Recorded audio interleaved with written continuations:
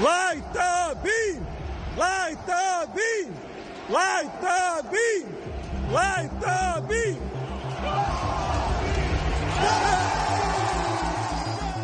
How appropriate that we still light the beam from Sacramento.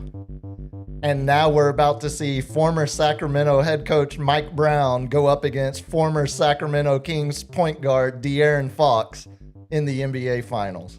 Only you know how to weave like that. Well, me and the Trumpster, we do the weave, baby. Nothing but the weave. Light the freaking beam. We are back. We are back once again here in the Sports Cave, broadcasting live from parts unknown here in the greater north side of San Antonio, where, as always, I am joined by the big man Cap across the table from me, as well as the busiest man on Ticket 760, the satellite studio here at Deep Parts Unknown, of course, run and produced and, schedule. Professional cameraman. And man most responsible who we will pin the 2-week vacation on, of course, LG. On this day. Not feeling too good, guys. I don't know if we can do it today. Look, we don't have time. I'm not talking about LG here. We don't have time for me to tell you the story of the shouting match I got in with a city official yesterday on my front porch about my yard being half an inch too tall. He got a ruler out and measured my front yard. Get a ruler out? The city is doing everything they can to expedite or speed up the gentrification of the east side before Project Effin' Marvel gets built. They're trying to push all of us heathens out of the neighborhood. You're like, I'm a white. Come on, man. Dude, trust me. You know what doesn't see color? Poverty. You know what doesn't see color? Poverty affects us all. That's man. right. And the city doesn't give a damn about what color you are if you are poor. If they pull a rule, I'd take that. Get out of here with that thing, man. As I said, we don't have time to get into the shouting match that led to an officer that was there doing traffic duty because of the graduation at the Alamo Dome coming to my house an hour later. We don't have time to get into the fact that I was weed whacking my entire front yard until about 8:45 last night because I don't have a lawnmower. We don't have time to get into the fact. We don't have time for a Yankee minute. What? We are so. Telling you. But the Yankees are doing so good. They have gone. Rice is stepping up. Put him on the clock. No, we don't have time. We've got so much Spurs to talk. As I'm not going to take credit for it because I'm not that type of guy. But when we do a countdown on this show, good things happen. We did a countdown for the NBA Cup final, and what did that yield? Hold on. That yielded second place. We got there. It yielded a Spurs-Knicks matchup. They got there. We did an NBA Finals countdown, and what did that give us? The Spurs and the Knicks. A Spurs-Knicks. And I believe someone said we might have just seen the preview to the finals. I believe if we went back and pulled the tape, if we had a proper historian do the research, I believe you would be correct. You got time, LG. Pull it up. LG has no time. Do you realize... Like, all jokes aside, How about no? As we sit here 1 day away from the NBA Finals, 47 days away from the World Cup final. World Cup starts in, 9 days? Mexico plays 8 days. South Africa? 11th. 11th. Oh. Yeah, 11th, Juneteenth, 11th. And then USA plays Juneteenth, 12th. That's actually my wedding anniversary. Well, congratulations. I wonder if I can skip it. Yeah, tell her Mexico plays. Hey. You got to go do an anti-gay chant at the Mexican soccer watch party during this Pride Month. Yesterday is one of my favorite days of the year. Oh, they're going to do the chant. They got to. It's their heritage. It's they're not stopping it. They stop and announce to the crowd. Oh, you keep doing this, we'll cancel this game. You sound like the high school announcers. I'm going to send the UIL a stern letter about how poorly this game was officiated. Or like Sweet Pop with, we do not boo are former champions in NBA Finals about Kawhi Leonard. You know, We gave Pop a pass for that one. the further we get away from that, I do think we might have given him a bit of a pass on Premature that. pass on that one. Boo You can boo him. absolutely needs to be booed. Absolutely. But no, yesterday is one of my favorite days of the year when every sports team except the Rangers and the Yankees put out a, I think even, I don't think the Cowboys did. Oh, but did they put the obligatory Happy Pride Month tweet, and then every fan in the I'm never watching this sport again. I'm never watching this league. overreaction? It's so performative. It's so performative by both sides. It's You so mean ridiculous. Big companies don't do a money grab on stupid political things? You mean they want to put out a We Celebrate Pride Month so they can sell a Pride jersey and make more revenue? You mean all of these companies that were woke, like Target and Bud Light, have now completely changed? You think it's because their leadership had a political awakening? No. It's because they started losing money and then they changed. It's all performative Africa corporate. they don't need any more new shirts. They're stocked Well, up. they're going to get plenty of Oklahoma City Thunder shirts. Oh, yeah. That's Those great. those got shipped pretty much as soon as Devin Vassell slammed that final bucket. I will say I was on because I watched it at home, folks. Couldn't do it. Couldn't have my heart broken out in public like I did with the Niners 2 years ago. I took the risk. We're going to talk It's about a little bit too much, but I watched it at home. I went out afterwards, honked all the way there. But I'm texting with my dad, and literally, I think at the 2-minute mark, he's like, it's or the 3-minute mark, he's like, it's over. And I was like, no. Too much time on the clock, too much situations. We're in the bonus. I said, we need 3 more shots. They need 3 more shots. There it is. Man, LG's And still got it. It's like he didn't even take a day off. Still on point. So we're texting, and Devin Vassell got that 3rd shot. And I was like, if they get that 3rd shot, that seals the game. We're going to talk about it, but if Luke I'm Cornett, Nostradamus. if Cornett I doesn't, am Nostradamus, man. I have predicted a good season. I predicted the cup. Okay. I predicted. let's go back Give me and some more pull- stuff, man. Yeah, I don't know. You're the one trying to give yourself praise. I think we could go if we pulled the tape. I don't think you would. Spurs and 5. You would. Oh, Spurs and 5. We'll go with the hot takes. if later, we but pulled the tape, you wouldn't be a 300 hitter. I don't think. I'd be batting 500, man, at least. I think 1 out of 4 maybe is probably more accurate. Who won the football season? I did. No, you didn't. The fantasy football league. No, first off, shame on you for bringing that up. I meant the Pick'ems. Does Jerry Jones The credit Pick'ems. Jimmy? No, Jerry won those Super Bowls. I won that fantasy football. You did get me in the picks, though. Yeah, the Pick'ems. It's almost time to start doing our summer NFL divisions preview. We are going to mention a little bit of the NFL trades in the lightning round, but most of this is going to be on this. You ready for this? Mm-hmm. On this National Leave the Office Early Day, we're doing our tightest hour ever. This is a solid hour so our producer can get some sleep before his big day tomorrow. Whoever makes these up is just getting lazy about this, but That's why they're so great. That's why. it's I just mean, so like what are we leave the doing? office early day. Okay. Hey, National You Get Fired Day. Or just national how you fired. should work to begin with day. Like you don't need your corporation is already expecting you to be connected 24/7 when they put that email account on your phone. That was where it all ended. There's no turning off anymore. If I leave at 4:30, get off my ass. Yeah. I'm going to answer an email at 6:30 if it says urgent. But see, you have a skill. You have a skilled job, a trade, some might say. I think it's the opposite. I think a trade worker would hear you say that and want to slap me for calling this a trade. An engineer? I would consider you an engineer. A skill trade is like It's a a different type plumber, of- electrician. Hey, we don't have time to get So, into yeah, this. what the hell are we doing on this National Leave Office Early Day?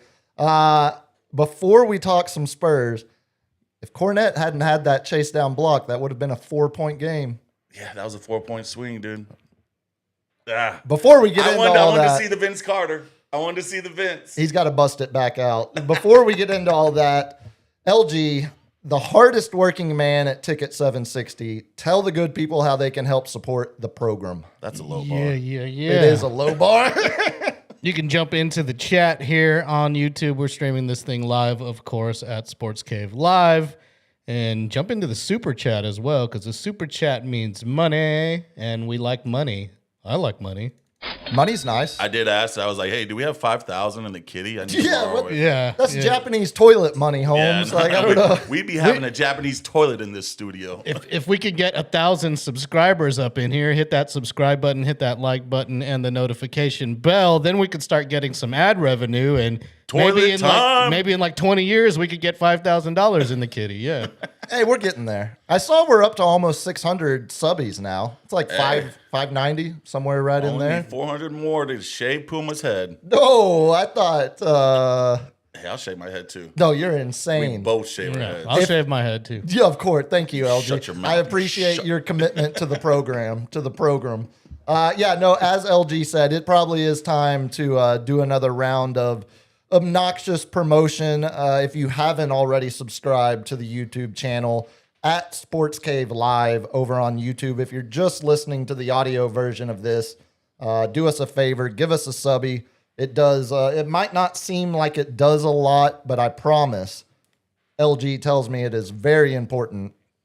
And I believe what LG tells me Yes. majority of the time. Right now, subs are more important than likes. 60% of the time, 100%. See, that's You know what I'm saying? and Paul Rudd wasn't wrong when he said that either. So don't check the math.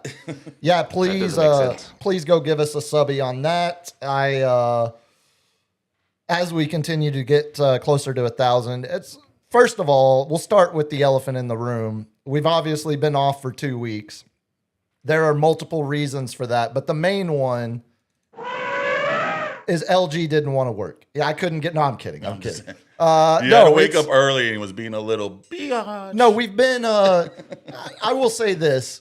I've kind of enjoyed. Like I wanted to have full focus for that Spurs Thunder series, and I was still doing the radio show with Andy Tuesdays, Thursdays, doing Puma Power Hour with Carl on Fridays, and so I was still talking a lot of the Spurs, a lot of reactions to the games, but there's something about the first time you're going through a playoff run together as a group, with your team as a new group, obviously. And it seems like a nucleus for years to come. Exactly.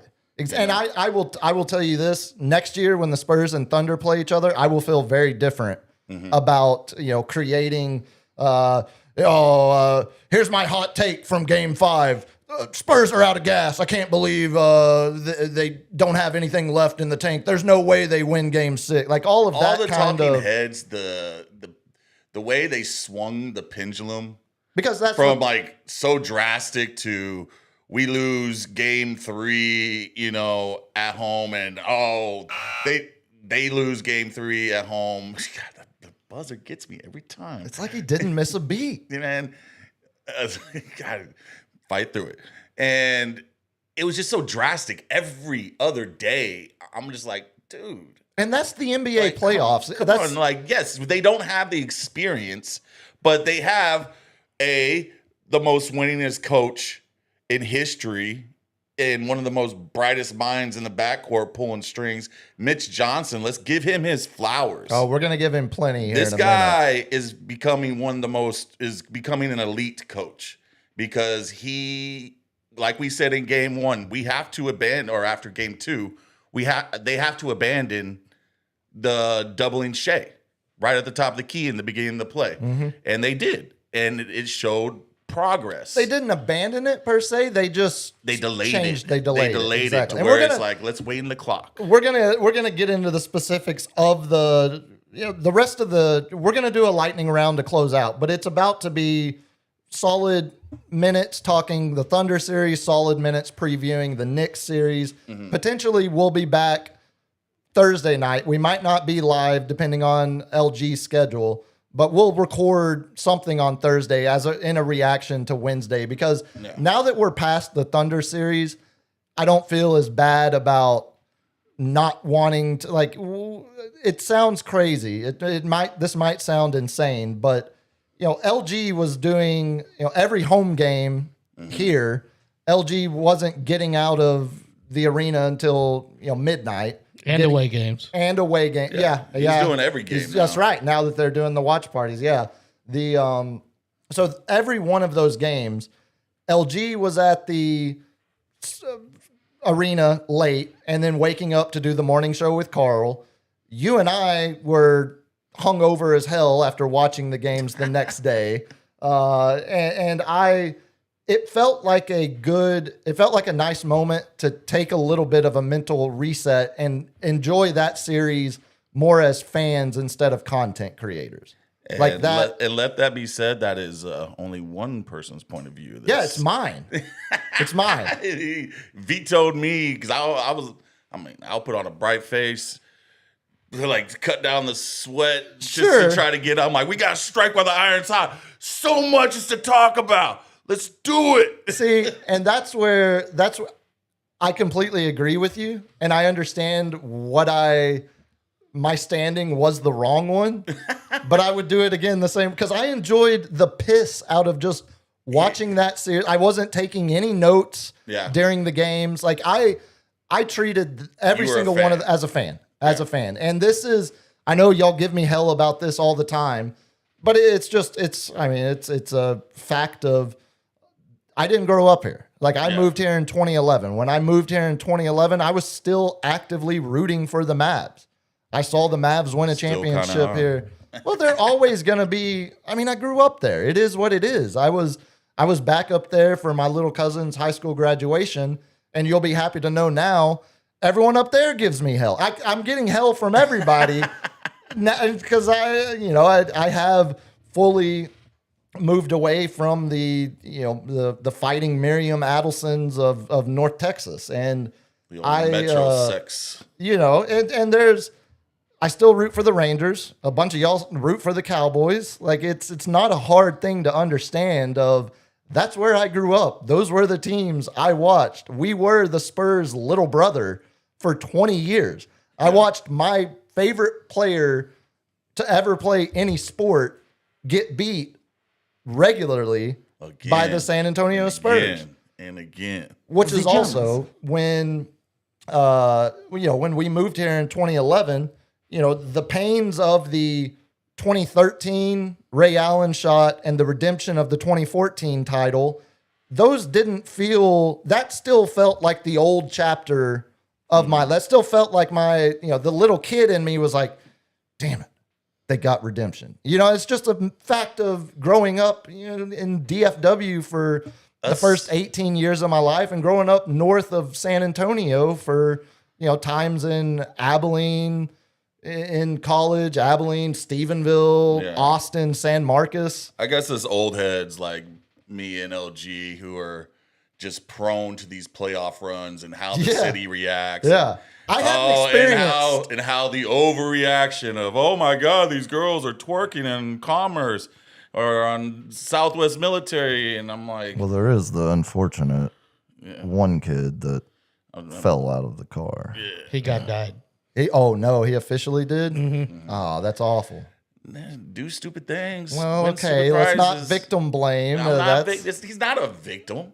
Well, he's a victim of a bad decision. Yeah. Okay. How many people that fall? I'm sorry he's dead. I'm not supporting like, yay. No, send the family but I'm a like, ham, hey, of course. you fall out of the car, hit your head. Guess what happens? Sometimes you die. Yeah, okay.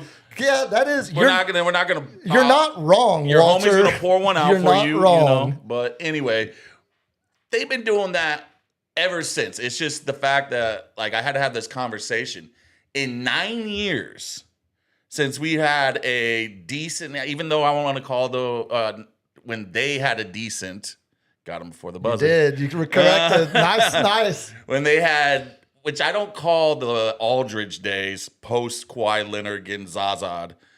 I don't really call those really great runs. No, that was still just creeping in transition. the playoffs. That was still a team in transition. Did Mark DeRozan. That's a mixture of DeMar Mark DeRosa. Yeah, exactly. DeMar DeRozan. DeMar DeRozan. I'm done. It's been a decade. Yeah. And think of the technology of camera phones. Always having to take a selfie, living your life through the lens. We got to put everything on blast. You got to, that wasn't around a decade as prominent as it is today. It's such a social necessity. So, yeah, we were all acting the same way.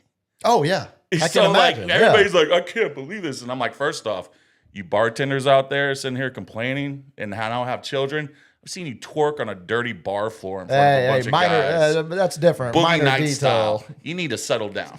I don't want to say any names, I did see a lot but of. y'all need to calm down on that one. I saw a lot of the posts of it. It never used to be like this. Oh my God, they're I so can't believe- they're so ratchet. Oh, I'm like, is that street more dirty or that bar floor more dirty? I don't know. Pick your poison. I'm glad you brought that up though, because that is the last 2 weeks of that Thunder series that will be my first lasting memory of being a full-fledged Spurs fan. You were down there every night, weren't you? Every night, every man. win, every night. It was awesome. Downtown, Southwest Military. Yeah. I mean, we went to both. You went down to Southwest? Yes, hell Oh, yeah. buddy. I go down there. That's the best food in town is down there. Yeah, that's true. Silver Star, best Chinese food in town by far. Not on Southwest Military, but Southside. Sponsor us. I think one of us would have to learn Mandarin to negotiate the deal LG, you because got it that, is right? incredibly. I'm Filipino. Yes. Oh, and that helps our case. Yeah, no, because it's incredibly authentic. But no, that was feeling. I kind of knew after game one, I didn't want to come in and do the react to each game, I wanted to experience that as close as I could to just being a fan. I was still, like I said, still doing One of the most epic games. insane. I don't know if anybody remembers getting the VHS or the DVDs after a Spurs championship. Oh, of course. And it gives you the whole document series. You get a game by game DVD. That would be the highlight. That is like, this is when it all started clicking. And then he had to go through the battle testing of beating the champs and the refs per se. Okay. After Tony Brothers killed me this year. Like, God. One thing I will say about Tony Brothers, at least he's consistent. Consistent Consistent. He started reffing in the mid 90s. Yeah. That's how he's always called games. He's always going to be a guy One-sided? that allows no, because the physicality, a lot of that is overblown. If you want to get hung up on the officiating in that series, I think you're wasting a lot of your time. I don't think there was. No, I would say, honestly, 5 out of the 7 games were great. Agreed. Solid. Agreed. Consistent And the officiating. 2 that weren't as good, it wasn't like there was an obvious script or No. mandate from the league to force one team or it was just a poorly officiated game. But it's poorly officiated. And then, yes, it goes both ways. But just like I always say, it's not the number of whistles you get. It's the momentum you kill. All right. And we're going to be talking about some momentum today. Let's do it. All right. So when Tony Brothers did not call the obvious goaltending, one comes back, calls he's over and back. Obvious clear wasn't over and back. I've seen closer calls than that. Sure. Yeah. Guys stepping out of bounds, but doesn't call that, looking straight at him. So you're calling the Spurs mentally soft for not being able to respond to that because there was still a lot of game left. That was one of the games where we were within 8. They were within 8 points. Yep. And they had 4 to 5 egregious things that were called or not called back to back. And we're talking about Mitch Johnson's. Let's review that. And ends up getting a technical instead of getting the challenge. And he clearly Yeah. did No, it I 3 don't to 4 agree, or seconds I don't before. disagree with any of what you're saying. I'm just suggesting. That killed their momentum and it broke them mentally.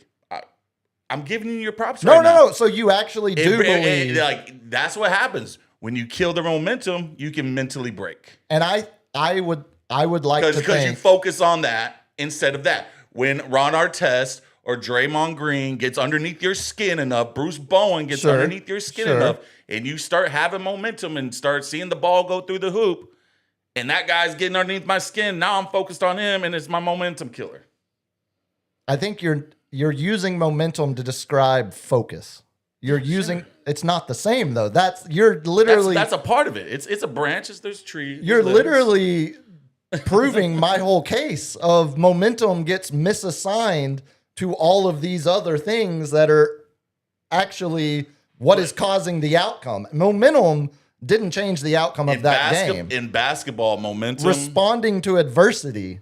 So here's the thing, just like anything, when it starts breaking, it doesn't just happen to one, it leaks out to the entire team. When one person starts See, and breaking. I don't believe that at all. I don't believe that at all because we've seen so many examples where that is not true. But if we see one example, And we call those mentally tough. And yes, that's what I'm saying. It's, So- when you're saying do your job, I'm just saying momentum is do real. your job, bitch. I'm not, Just do the show. Just I do your showed job. somebody that clip for the first time. Some lifer in radio had never seen that clip, and I've like this is the most like it's not Uncle Andy, but it's the most like put together. Radio wear a button-up professional shirt at work. Exactly.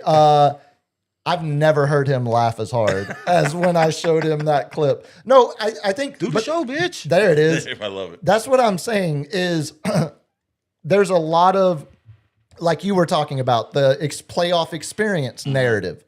There are a lot of these tropes, sports tropes, that we just throw out there as catch-alls instead of saying it's the mental toughness to respond.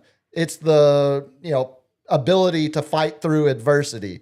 It's the ability to keep the pest on the side and remain focused. All of that, you can use the lazy umbrella narrative or word trope of momentum.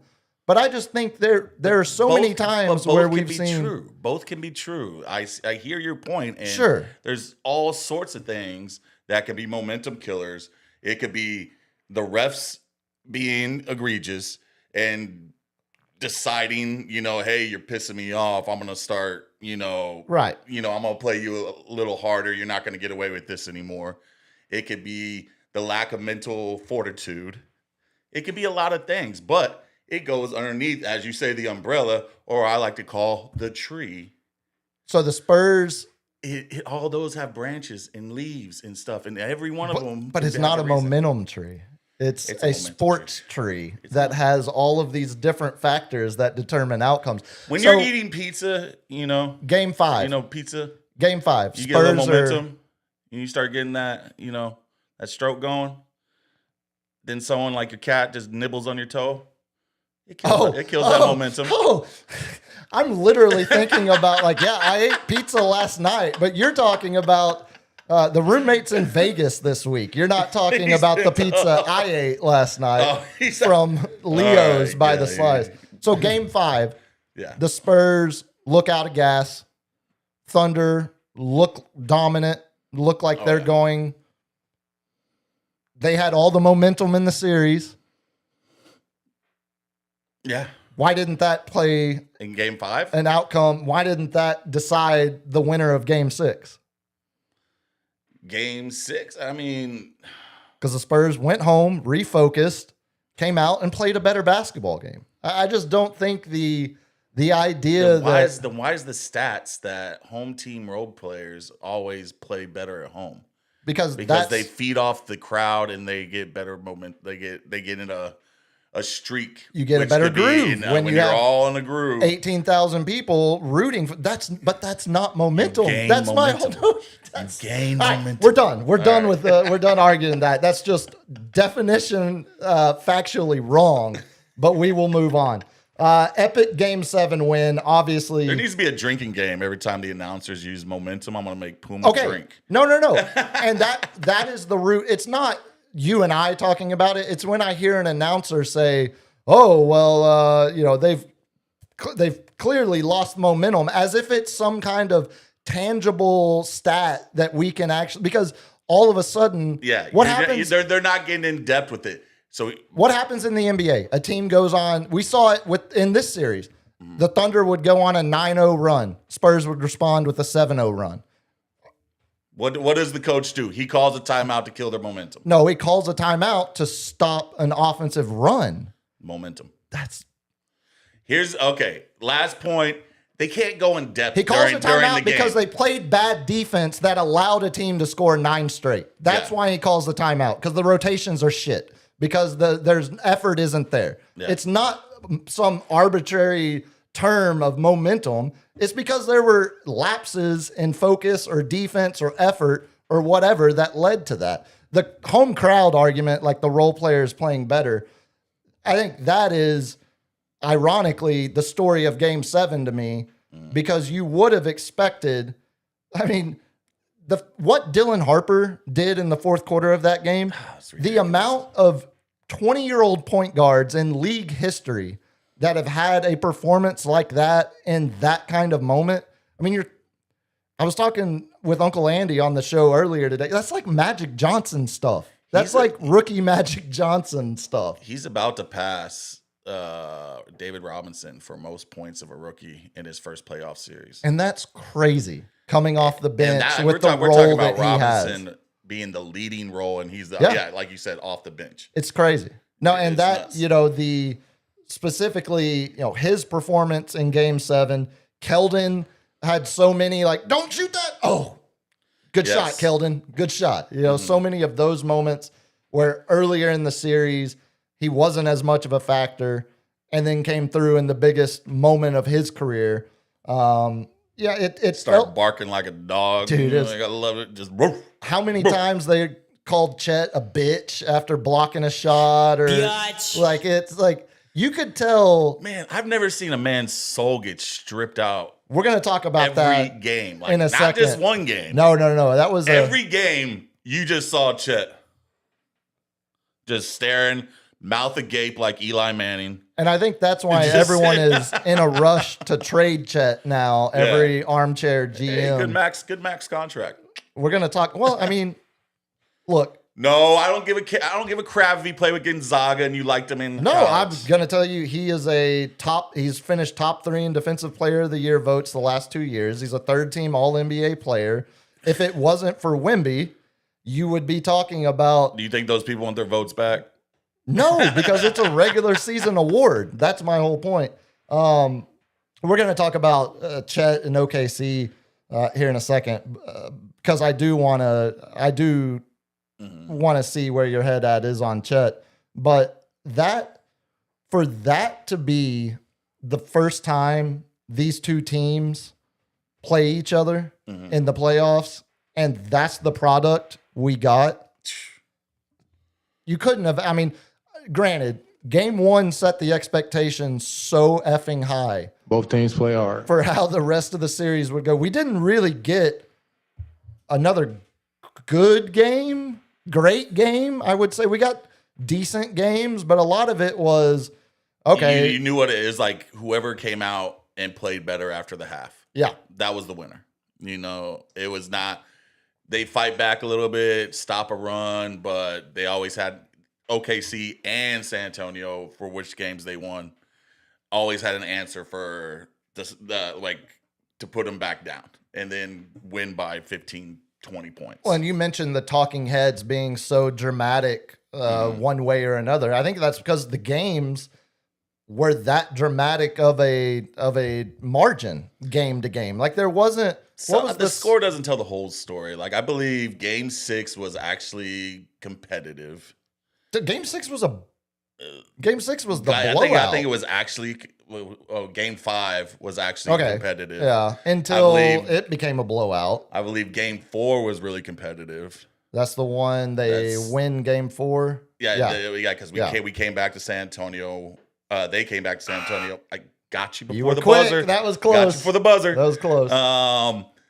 They came back to San Antonio, won Game 3 dominantly, and then they won. Then they fought, and OKC overpowered them. Got the home court advantage back. So I don't know, man. Like, I think it was better, but like when you put a Game 1 classic against any of them, of course, every other game is going to be like, it's not going to live up. Oh, it's not going to live up to Game 1. I'm like, I don't know if any game this year, this century lives up to Game 1. Like, what other game gave you this in the 2020s? I was about to say, in the 2020s, this decade. The only one I could think of is the Cavs coming back against Golden State. Maybe that wasn't in this decade. That was, I think, 2018, 2019 or something. That was pre-Lakers, pre-bubble. Pre-bubble, his last year with the Cavs. And then maybe they were down 22 Golden State once again against the Wolves recently. So Game 1, the overtime classic. Yeah. Double overtime. Double overtime classic. Yeah. It was double overtime. No. It was double. It was double because Wemby's 3 sent it to double overtime. The half court 3.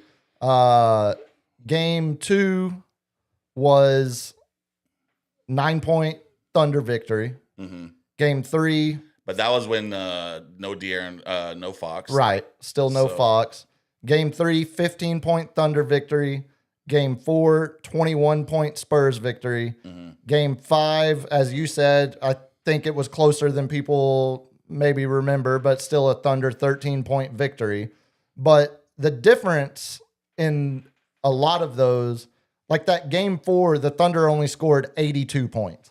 That was a dominant performance from the Spurs. Yeah, that was ridiculous. Their defense was suffocating. Like, I was talking, I know we're going to get into the finals, but their backcourt defense is the most elite I've seen since, I don't know, Detroit Pistons, like with Tayshaun, Chauncey, and who am I? Rip. Yeah, Rip Hamilton, because they're just so fast. And they know how to switch off screens. And I think that is going to be our big advantage against the Knicks, is the fact that their pick and roll game is elite. But we just showed we did it against one of the best, the former champs. Yeah. They did against the former champs. They caught it again before he got you. You're getting back into it. I would have to think about it more. I'm hesitant to make a hyperbolic statement of agreeance, but I'm racking my brain, and I mean, there's not the way they specific one that comes to mind. The fact that Champagnie, like even the bench players, Harper, Keldon, Castle, Vassell, can all switch off each other. Yeah, and we know Castle's the dog. He's the red pit. He's the red-nosed pit out there, but they can all hold their own until until they have to give up the ball to someone else, and then they'll readjust where Castle can get onto the main scoring threat. No, their ability to switch everything 1 through 4 and then have Wemby. I was listening, Zach Lowe. I think he's a Ringer now, back to the Ringer. He's been everywhere, ESPN, Grantland, all over, but he was basically calling it instead of a box and one, it's a one. He's a one-man box. Wemby is the one-man zone. Yeah. Where when you have 1 through 4 that can switch everything on the perimeter, and then you have a guy like Wemby that can cover so much space, a la a box zone.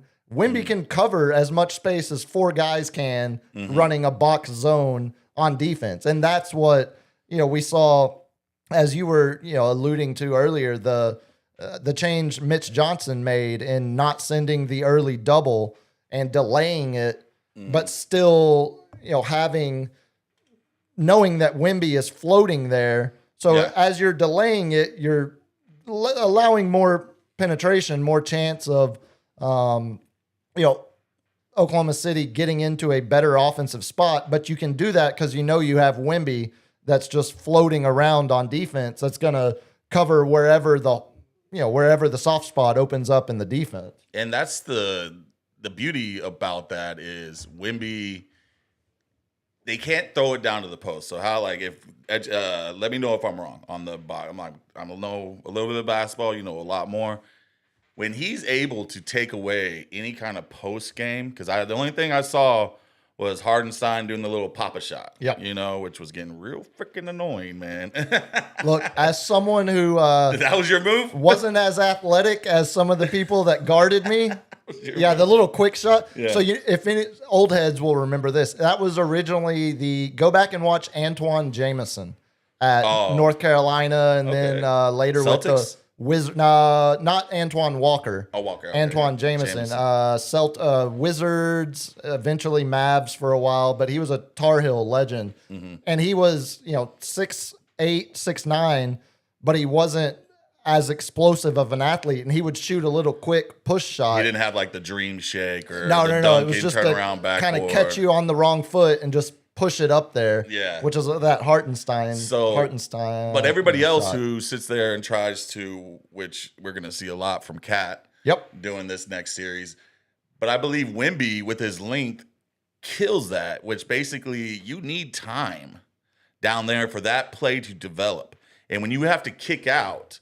If your shooter's not open, which is what I'm like with the elite backcourt defense, they're not going to have wide open shots. They're going to have someone on them. It's going to hurry the clock, and it's going to create rush shots, and that's how we're going to get. We just got to get those damn rebounds because those offensive boards almost killed us in Game 7. Killed them in Game 7. I'm glad you brought that up. I believe I have this right. Spurs had 4 offensive rebounds in the first half, had 11 in the second half of that Game 7. Night and day. You can tell they were tired. You can tell that was clearly a focus of Mitch and Sean Sweeney, now soon to be head coach of the Orlando Magic, Sean Sweeney. You could tell that was clearly an emphasis because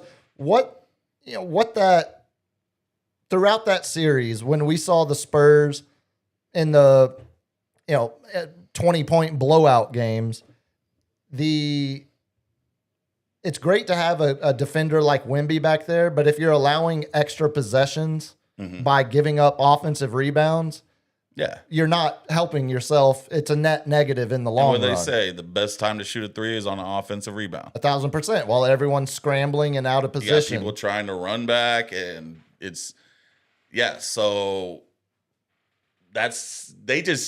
Caruso was absolutely, I can't believe he was so money in the beginning of the series. I kind of can. I mean, he shot like 70% from the three.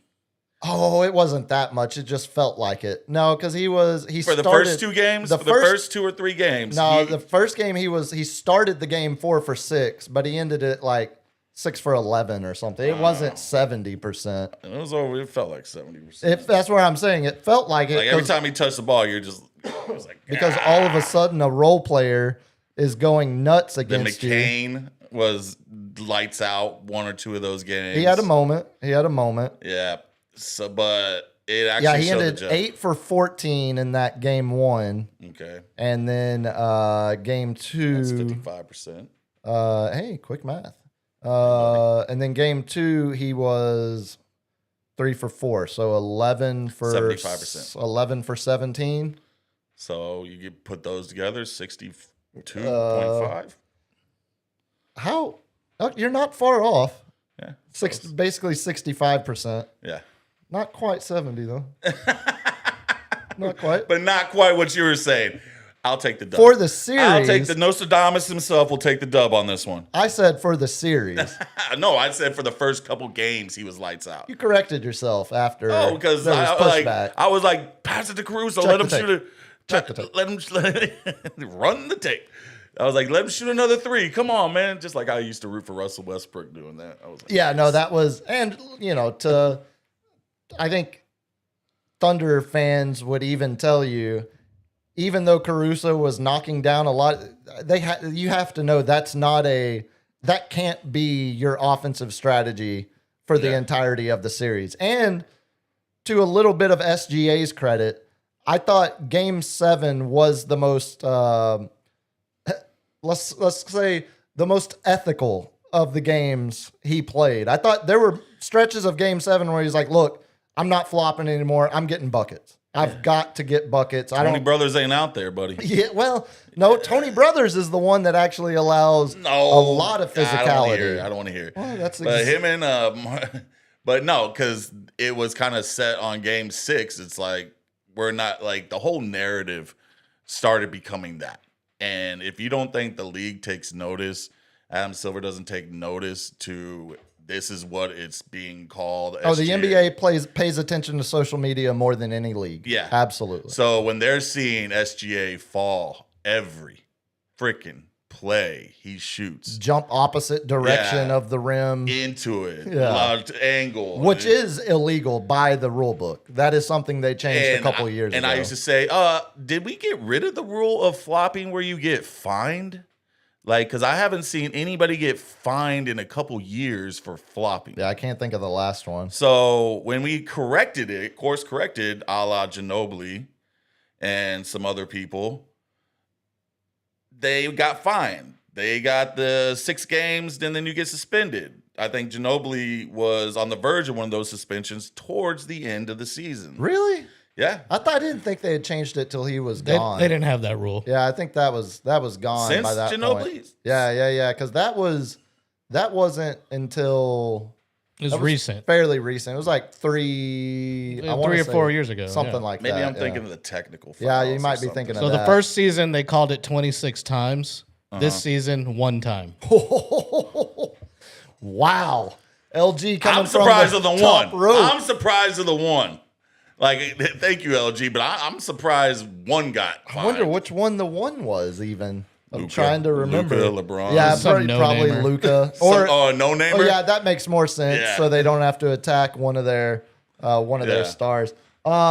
Couple other thoughts about OKC before we get too much further behind, because I did promise LG we'll keep it a tight hour, and we're already at 52 minutes. I promise nothing. It's a yin and a yang here, or yin and a yang. Will the Spurs Thunder rivalry reach Spurs Lakers levels? Oh, man.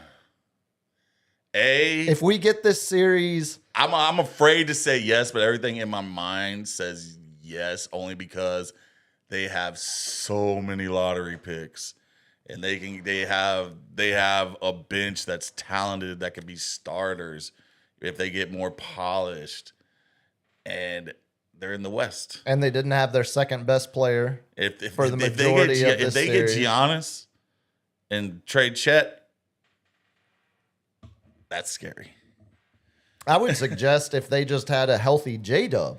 Yeah, so next year is going to be scary with a healthy J-Dub and the way we celebrated and on their court. They got fuel now. They got fuel. If the Spurs play the Thunder if this was the first time over the course of the next 9 years, if they end up playing them 5 more times in the next 9 years, Yeah. the Thunder will go down as a bigger rival than the Lakers. It depends on if the Spurs and the Lakers are the champions. And I think that's It'd have to that's be, why have to I be OKC get 3 chips, and then say San Antonio gets 4 chips. that's kind of why I say Yeah. it, because I think that's where we're headed. That's where the rivalry took it, because the Lakers were always in it, always Kobe, No, Shaq. the NBA Yeah. Finals were Spurs versus Lakers in the playoffs. And if I don't see And the then East one of getting those any teams- better, That's what like, I'm saying. come on. That's the other side of it. And I think, I was talking about it with Andy earlier. It's, you never know in the NBA because, teams and windows and career arcs can change in a flash. But if it's too early to say that the Thunder are going to, Spurs Thunder is going to rise to that level of rivalry. Yeah. But I think it is easy to say if these teams end up playing each other 6 times over the course of this decade, that's going to be like if they end up playing 6 times, I agree. But with Luka and the Lakers that are now willing to spend money, they've got nobody though. I don't see him making it all the way because Minnesota never really invests. They have a better team than the Lakers do. Yeah. Well, the Lakers don't have a good team because all their cap space is going to an old man LeBron right now. That's my whole point. And they're about to have to give it to a spare Austin Reeves at over $40 million a year. Not spare, but not a $40 million a year guy. But they're going to do it. All NBA like Chet. Yeah. Chet is a much better player than Austin Reeves. That's not even crazy to say. Oh man, I'm gonna get it. I might use AI to put a resemblance of you with short hair next to Chet. Look, you can. I'm not sitting here defending the fact that he's Chet a good-looking young man. I'm just saying he's He looks like the stray cat I brought in, where it's all Skeletor body, but still full-size cat head. Yeah, it's just been malnourished its whole life, living on the streets. Yeah, it's very similar body build. I have to credit the roommate. She hit me with that last week, and I lost it. I was like, oh my God, that's the greatest sports analysis I've heard all year. No, look, there's no defending Chet only taking 2 shots in Game 7. There's no defending Chet looking scared to shoot multiple times in that game. There's no defending any of that. Up, man. But he passed on like 23s. That's your game. That's part of your game. I also think we've seen this with guys in the NBA. Like we are so much enamored by give me an example. Dirk Nowitzki. He had to go live in the Outback for an entire summer to get away from the negativity after losing in the first round. Everyone calling him soft. Everyone saying he didn't take enough of the offensive load, didn't take responsibility for getting beat by the Warriors. No, like do you have an example of someone being so high? Because like Chet is an NBA champion. Yeah. He all-star. Yeah. Third team all NBA. That was Dirk's MVP year. Okay. And to straight have a no-show on the biggest stage. As I just said. Who else has done that? Game 6. Young players that have no-showed in the playoffs? That have the championship pedigree finals. I've never seen anything like this, dude. Like, I'm just saying, I'm trying to rack my brain. James Harden has more playoff games with turnovers. Never got the chip. Never got over the hump. Oh, okay. You're saying I'm saying someone who's been there to the promised land, won it. That's a team. And then has a stellar season, 74 wins. Thunder had 64. 64. Yeah. 64, not 74. Yeah. 64 wins to do an absolute no-show with no reason for it whatsoever, then I'm scared of that guy. Yeah, and I think it seemed like someone was holding his family hostage. And I would still say, how many times? Okay, I just don't know. I've never seen that before. I've never seen a no-show like that. How many times has your boy no-showed in the playoffs? Hey, if you mean my boy, the one great. All rise.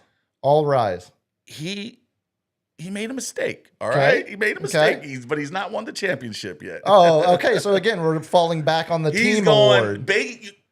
Baseball is different than basketball. That was a low blow. That was a low blow, sir. We have seen – it's not uncommon to see guys – because I can start naming off football players like – the lights get too bright.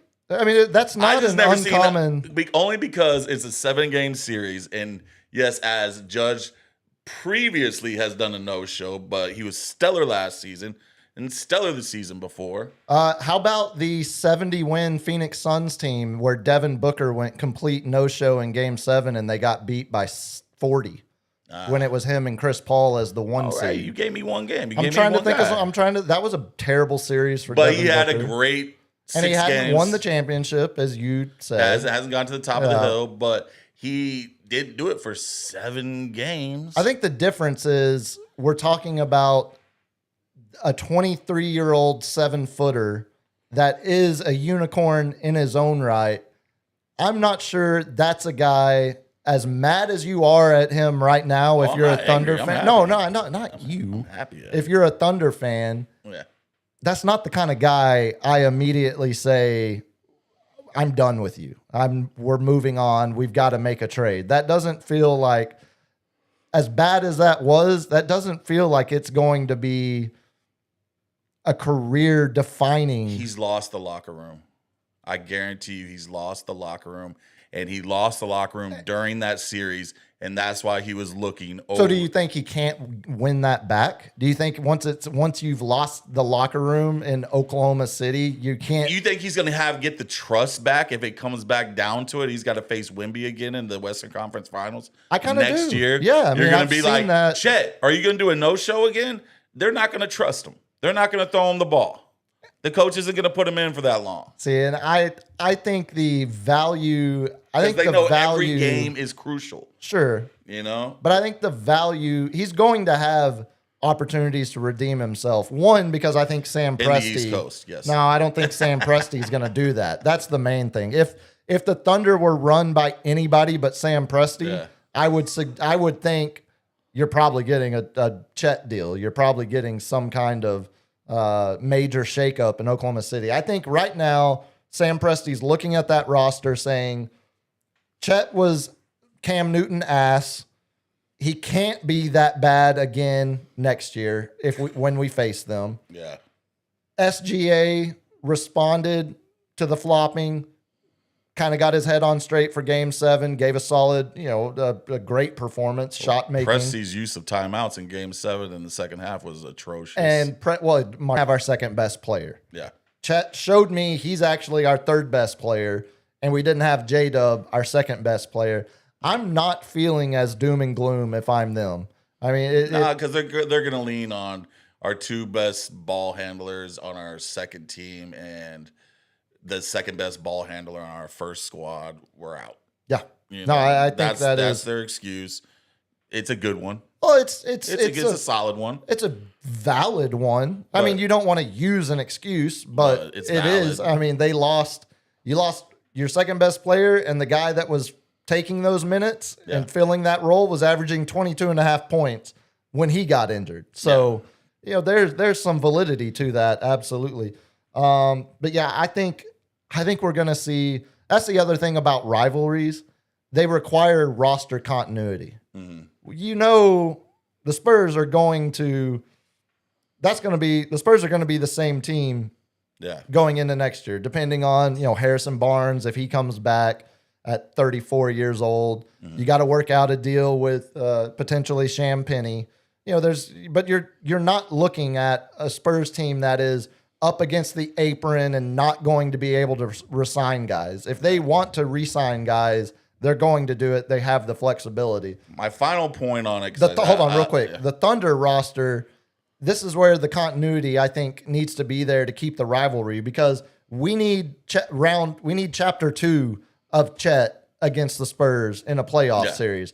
Because if Chet comes back and has a monster series somehow next year, now we've got some rivalry. Now we've got, because you can't have a rivalry when just one person is beating the hell out of the other guy and there's no response. Then you're just a bully to a mentally weak child. Spurs, Timberwolves, Spurs, Mavericks. Yeah, I mean, Even though they got one on them. Well, Andy reminded me of a good one. Again, another, good old head. Spurs Jazz. Before Timmy, Jazz got us every time. Karl Malone elbowing the Spurs. piss out of David Robinson. That was before there were the Lakers. It was the Jazz. Yeah. So I mean, I'm excited. I hope the Thunder don't make a Giannis trade. I hope they keep. I hope they keep that core at least for one more year, because I want 7 more games of those same guys playing each other. I want to see that again. My final point on that is exactly what you are alluding to, the core nucleus players. A la Spurs, Tim Duncan, Manu Ginobili, Tony Parker, Shaq, Kobe, Gasol, Odom, Thunder, Shea, J-Dub, and Chet. All right? I've never seen any of those nucleuses have a player, a part of that nucleus, be so ass and straight soul ripped out of their body ever. Paul Gasol, 2011, when the Lakers get swept by the Mavs in round 2. Absolutely Every game he was done. Kobe was their only offense. All right. Had no response playing against Dirk, as So Dirk that was was- just fully insane. That was the first valid one you've said. What are you where it's like talking the whole about? I series. threw out- The whole series. You said one game. I said the whole series he was ass. Oh yeah, no, that was a sweep, And they got a so sweep. it was easy. Now Yeah. a game 7, I've never seen game 7. He might have gone for like 40 in one of those games, and I Yeah, don't that's remember. what I'm like, I'm gonna I don't have to know. check some numbers on that one. Hell, I don't know. But onward to the Knicks, man. Or Spurs. God, you got me saying Mavs now. Spurs minus 210 series favorites. Basically 2-1 favorites. God, 2-1. It's kinda shocking, I saw right? like 55, 57% Spurs or something. What on On like Poly Market or Kalshi? yeah, I don't know. One of these Yeah. things I see. I scroll past. Yeah, This thing's listening to me. yeah. LG, You've been. your freaking That's house. your own AI. I know. That's I turned you. that off, dude. Nah, it doesn't sound like it. Yeah, minus 210 favorites. Kind of surprising number when I saw it come out. Yeah, it's that's I don't like being that much favored, but let's go into why you think we are that favored. one of these teams. They are that favored. One of these teams was a 62 win regular season team that just defeated the 64 win reigning NBA champions in a 7-game series. In a much tougher Beat a team conference. beat the defending champion on the road in a game 7. Have been tested way more than the Knicks. The biggest adversity the Knicks have faced was screwing 2-1 to the Hawks in round 1. 2 games to 1 to the Hawks. I mean, there hasn't.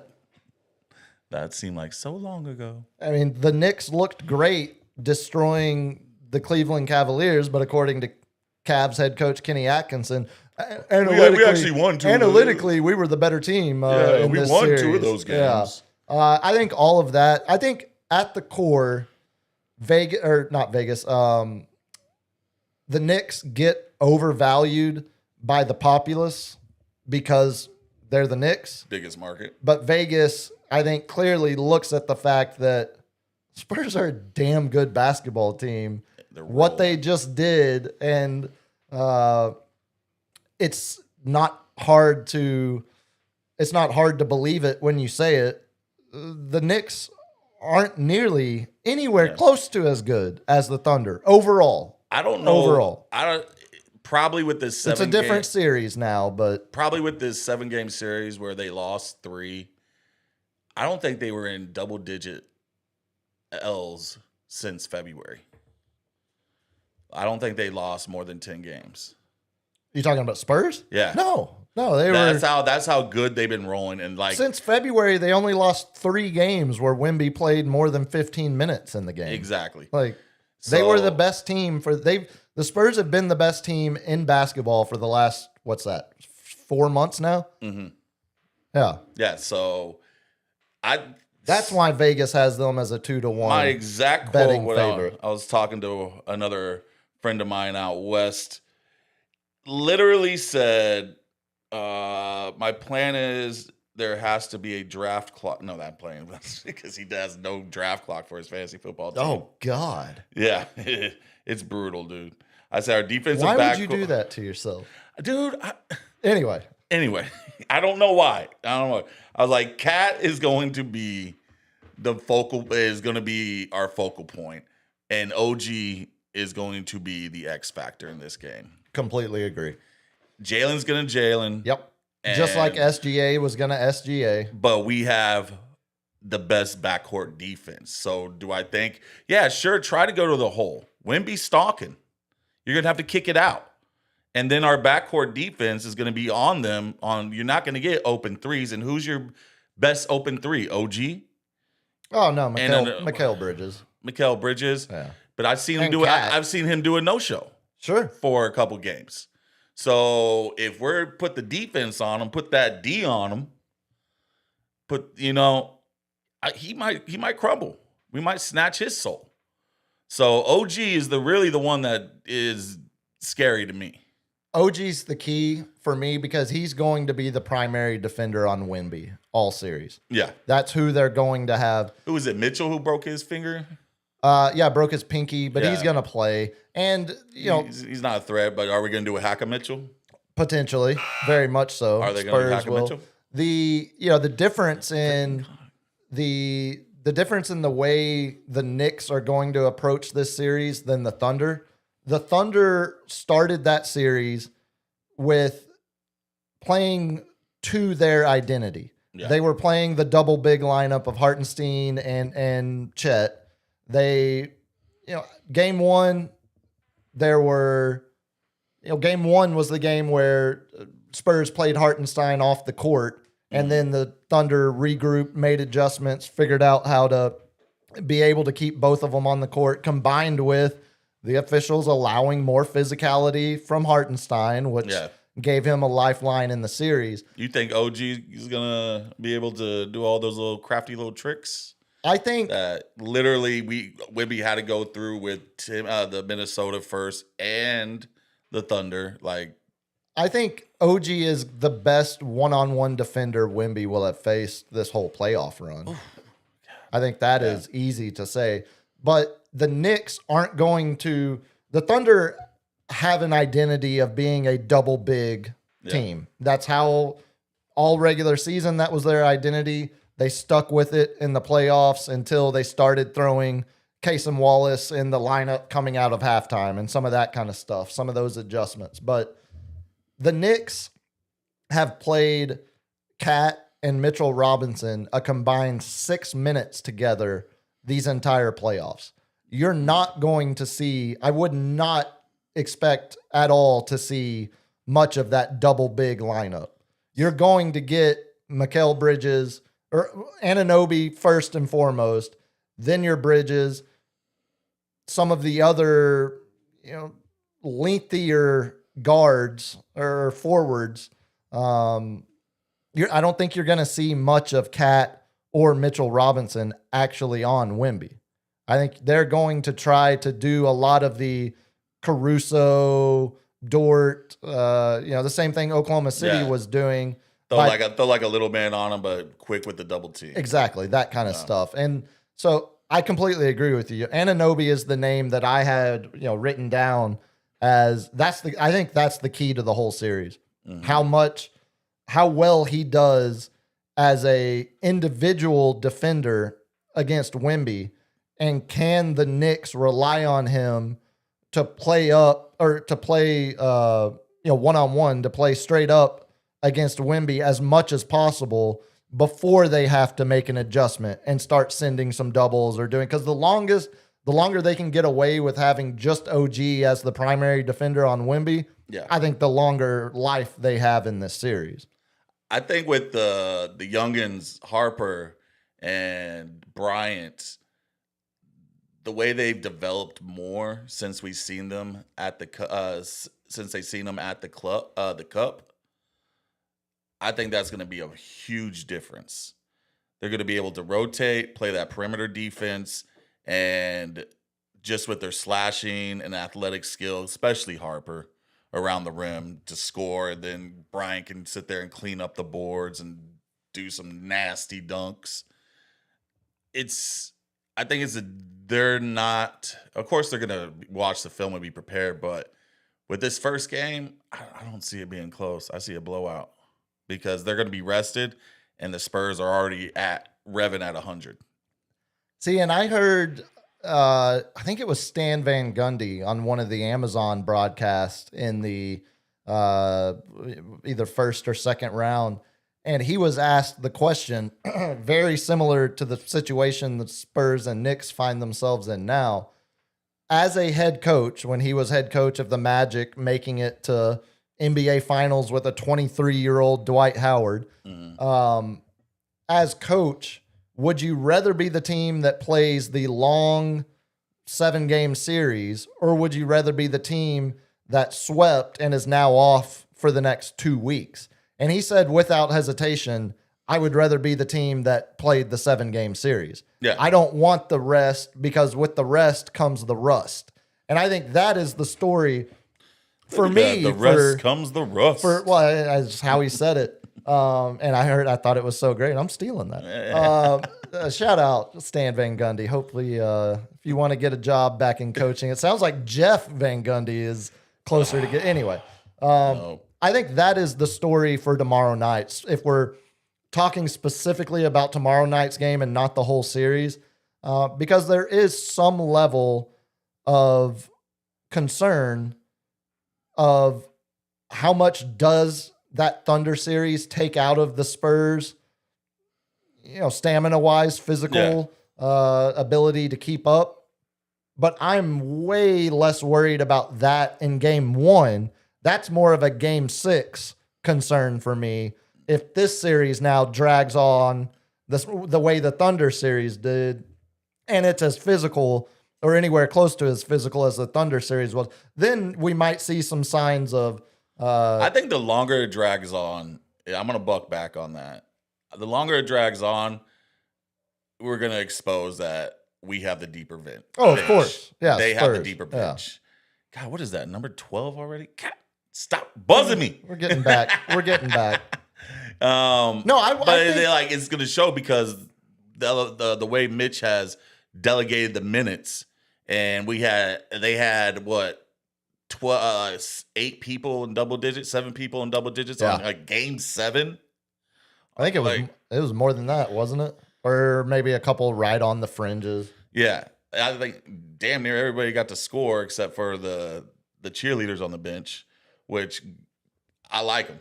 Oh, what's old man, the 15-year vet? Which one, Olynyk or Plumlee or Bismack? Barnes? Bismack. Yeah. Bismack, I see him working on the bench, giving advice, telling them what to do, especially, give them some hard fouls. Thank you, Wemby, becoming the villain.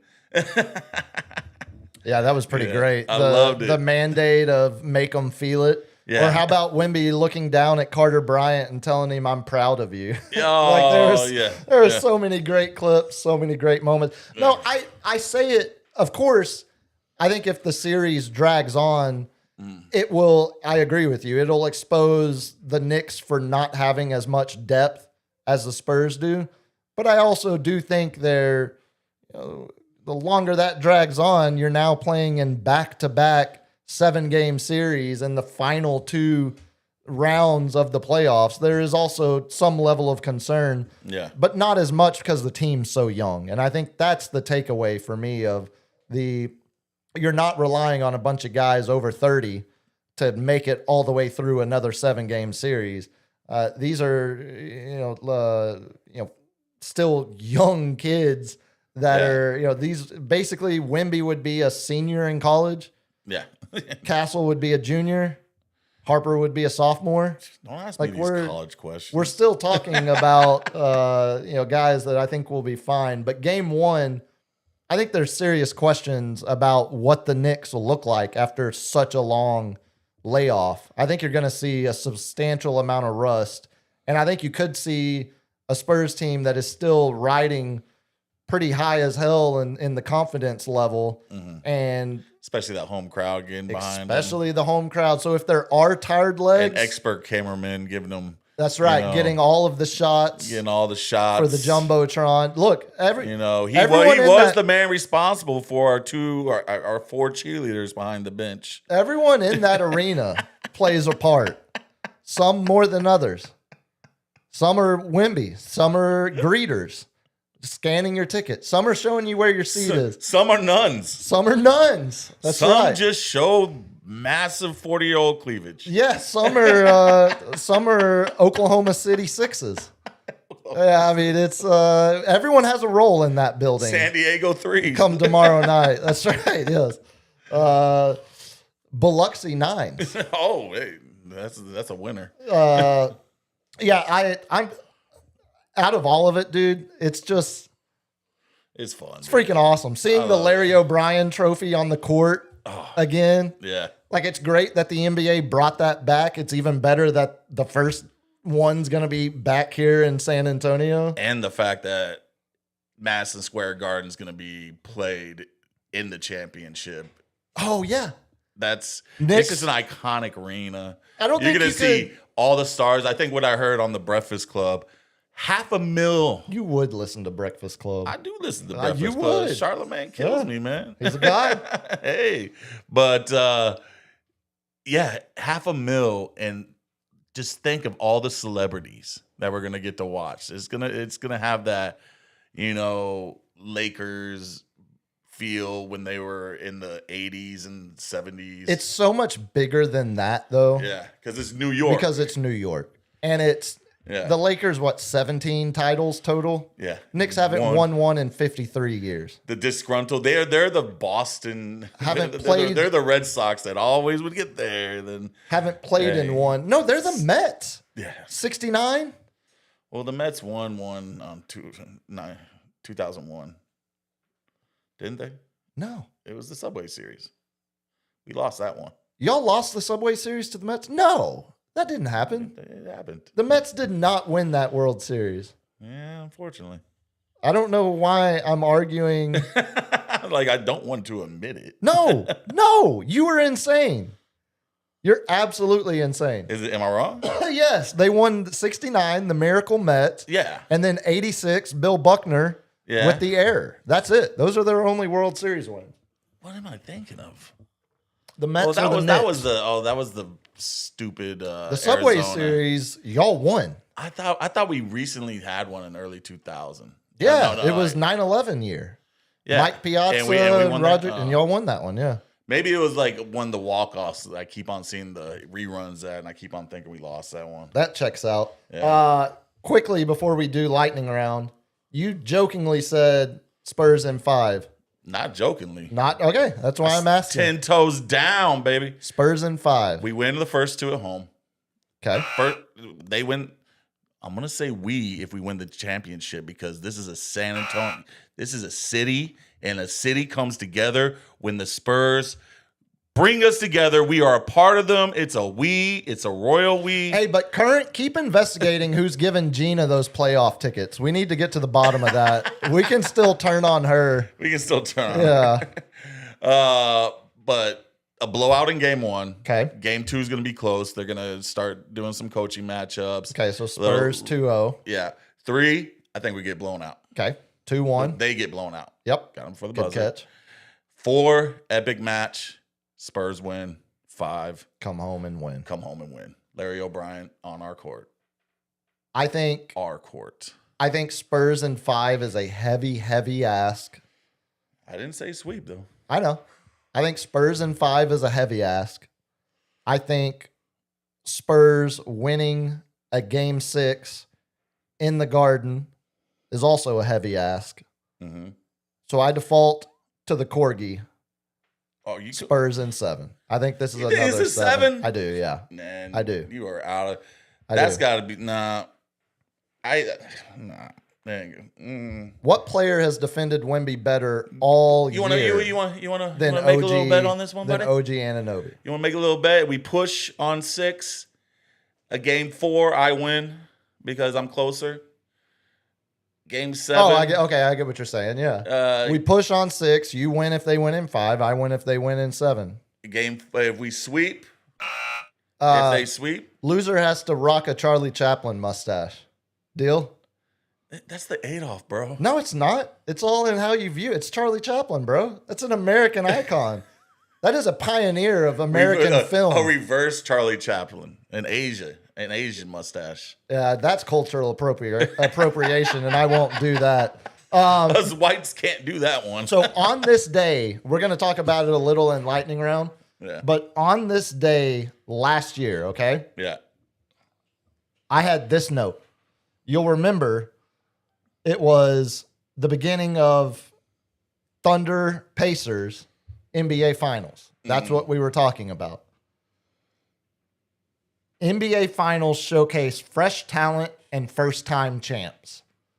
That was the recently arrived Thunder going against the surprising finals team, Indiana Pacers. Tyrese Halliburton on a crazy run until his Achilles popped What in game game was that? 6. Game 6? So he missed game 7.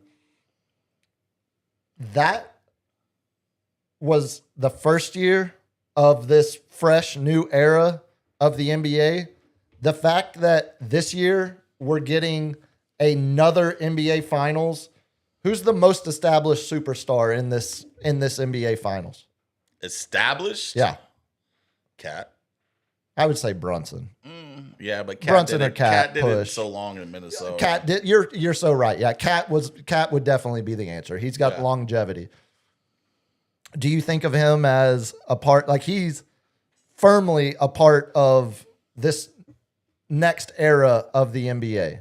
Halliburton last year, with same Thunder team last year. Who's this gonna year, be- Spurs and Well, Cat Cat's- and Brunson. Cat's on his, if he's at his peak, even though I think he's a little bit declining a little bit, but it's got to be Jalen Brunson's the superstar. Oh, Cat's on the same peak of De'Aaron Fox, Yeah. late 20s, like been But in the he's league he's a big guy. It's decade. a little more. Oh no, little I'm not disagreeing. I'm saying just in terms of where he's at in his career, in terms of how long he's been in the league. Yeah. We're getting back-to-back years. It feels like last year you could have called it a fluke.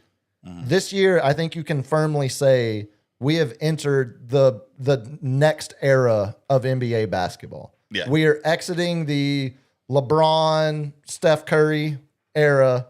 We are now in the Wemby, Shea, Brunson, Tatum, Luka, who, Cooper. which is funny because it feels like, Jokic and Giannis were kind of these bridge pieces, but they're not connected to either one of those eras. Their era was like a 5-year stretch, Yeah, 'cause three-year stretch. It took them 6 years to get there. Yeah. Instead of 2 years. Like And they're some not of going to these guys. sniff anywhere close to it again, it looks like. Unless they're going to be the second player. Yeah, Jo- if Jokic winds up in LA, yeah, the Joker. Oh God, I see that happening. I do too. I say that because I actually think disgusting. that I know. Yeah, I actually think that does happen in the next I don't know why you 2 just years. ruined my damn night.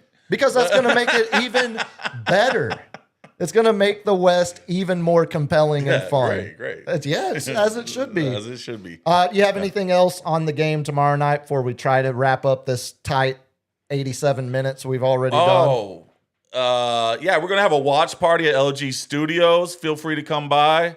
Just God, that was quick on the fire there. He had that ready. all right. No, I got that. But we might actually be doing a watch party, not at the Ticket Satellite Studios here. So we're going right after this. We'll have to see. Stay tuned to We the shall official SportsCave.live Insta. We shall see. Don't Just stay tuned. just stay tuned. Stay just tuned. stay I tuned. don't know what else I said. I just say stay tuned. I teased at the beginning Mike Brown and De'Aaron Fox both getting out of beam lit purgatory in Sacramento, now facing each other in the finals. That's a fun storyline. How about whoever wins this, Jeremy Sohan is getting a Yeah, ring. It's kind of fun. it's kind of fun. Kind of fun. He better not act a fool to us. Are you overreacting? Them. Are you overreacting to the I'm giving all the intel I'm doing? Like it's pointless. Get It's outta not. Yeah, you're not. Jeremy Sohan Sohan is looks not, like he was sleeping through those meetings a little bit. It might be why he doesn't have a spot on this roster anymore. Jeremy Sohan is not going to be the difference in who wins this series. Obviously, the 99 comparisons everyone's running with. 22-year-old Wemby. It was 22-year-old Timmy back then. Yeah. The NBA couldn't have asked for a better outcome. The nation has kind of turned on the Thunder for their flopping antics.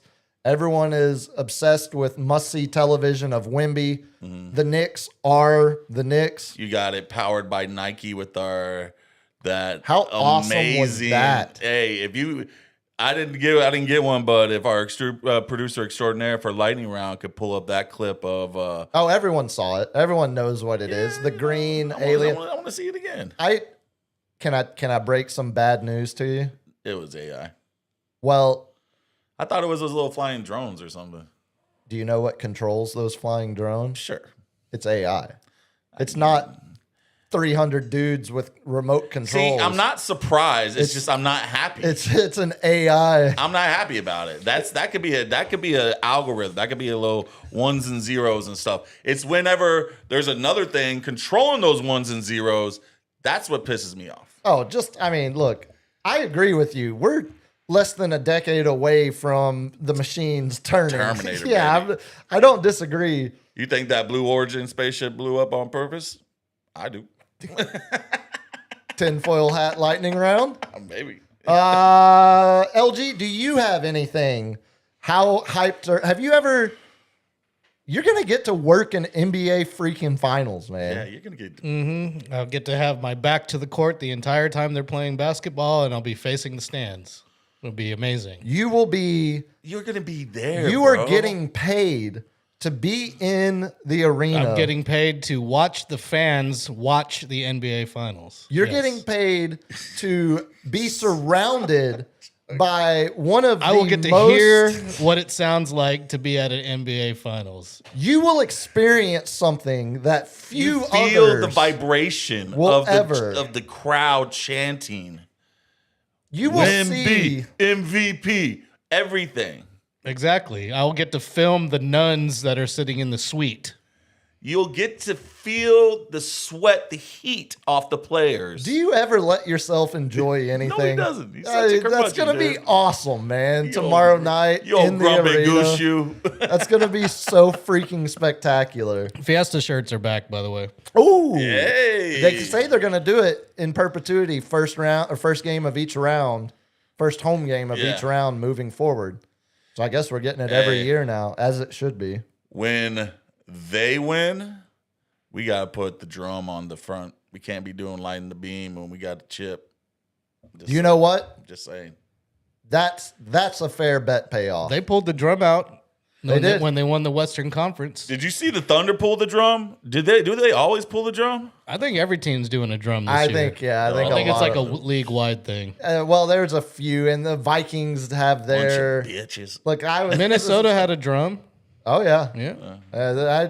I kind of mentioned this. We when got to we make our were- drum better. Put That's some right. lights on it. Some Okay. Some cans. Some No team- exhaust air. No team is dropping a giant European soccer style tifo from the in the arena before Several game. different ones too. That- not just one team. No. Several. A couple of What those. if they put the were beam awesome. coming out of the drum? We talked about, or no? What did we say? We need We need the coyote. coyote yeah, zip dropping lining. down. Put up the beam. Coyote dropping down through the beam to bang on the drum. The drum was busted out at the Western Conference Finals watch party at Frost Bank Center. As it should. As it should. Let's do some lightning round, shall we? Get out of here. Try to keep it under 2 hours. All right. He hit me. LG through the proper channels. Let's go ahead and show what they do an award for photography. And this year, they decided that there's only one picture that gets decided. And if LG could put that one up of the one and great George Kittle reaching over. What is this? The San Francisco Chronicles No, photo of the this year? is the NFL. This is what they call the Pro Football Hall Which of one? Fame. There's two photos on this. The thing first, you sent me. well, the one that's Kittle. You know what all right, the one not Kittle, not the other one. Oh, But so the photo you're, of the year, you're a fan of beating nearly 1,300 entries fan of in a Oklahoma featured City. category. super fan George Kittle. Photo of the year, diving for a touchdown. No. That's glorious. Okay, That is straight glorious right there. can I be unbiased Mm. and tell you There's something blocking the right side of the frame there, since so it's not. That's not a great picture. That's not a good picture. That's not a good picture No, at I all. think that's something to do with your. As much No, as that's somebody's shoulder that's on a- the sideline. Yeah. That's I mean, someone else's camera getting in they the got shot. a good. They got a good That's a good shot, but That might be It's a an t-shirt. okay shot. It's no way the I was photo of the year. expecting. If you zoomed in into Yeah, his yeah. eyes and him. Oh, I know with what part you're zooming in on. intensity- His penis, yes.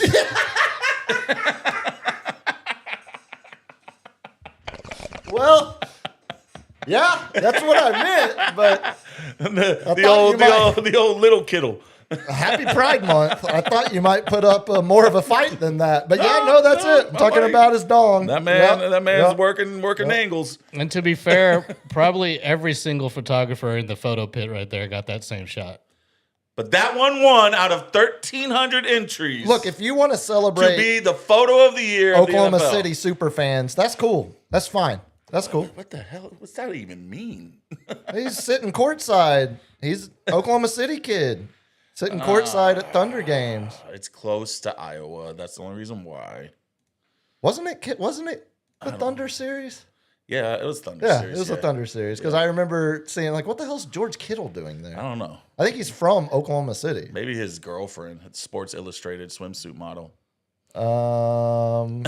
Maybe. Maybe. Wait, you're telling me a NFL player has a Sports Illustrated That swimsuit wasn't model given girlfriend? to because the sports player is that popular. You know, one, Kittle's kind of old. What's the age difference on that relationship? It's a little bit of none of your business, sir. Yeah, Kittle's from Norman, Oklahoma. So not Oklahoma City, but My God, he needs to win the a whole championship city, to the whole make up state for that. is one city. Yeah, it's unfortunate that you ride the jock of Norman, Oklahoma, a huh? Thunder super fan. Glad he didn't go to the Sooners. I'd be thinking a lot different from him. But you know he grew up a Sooner fan and just didn't get offered, which is I why grew up in Texas and I hate the Cowboys. What?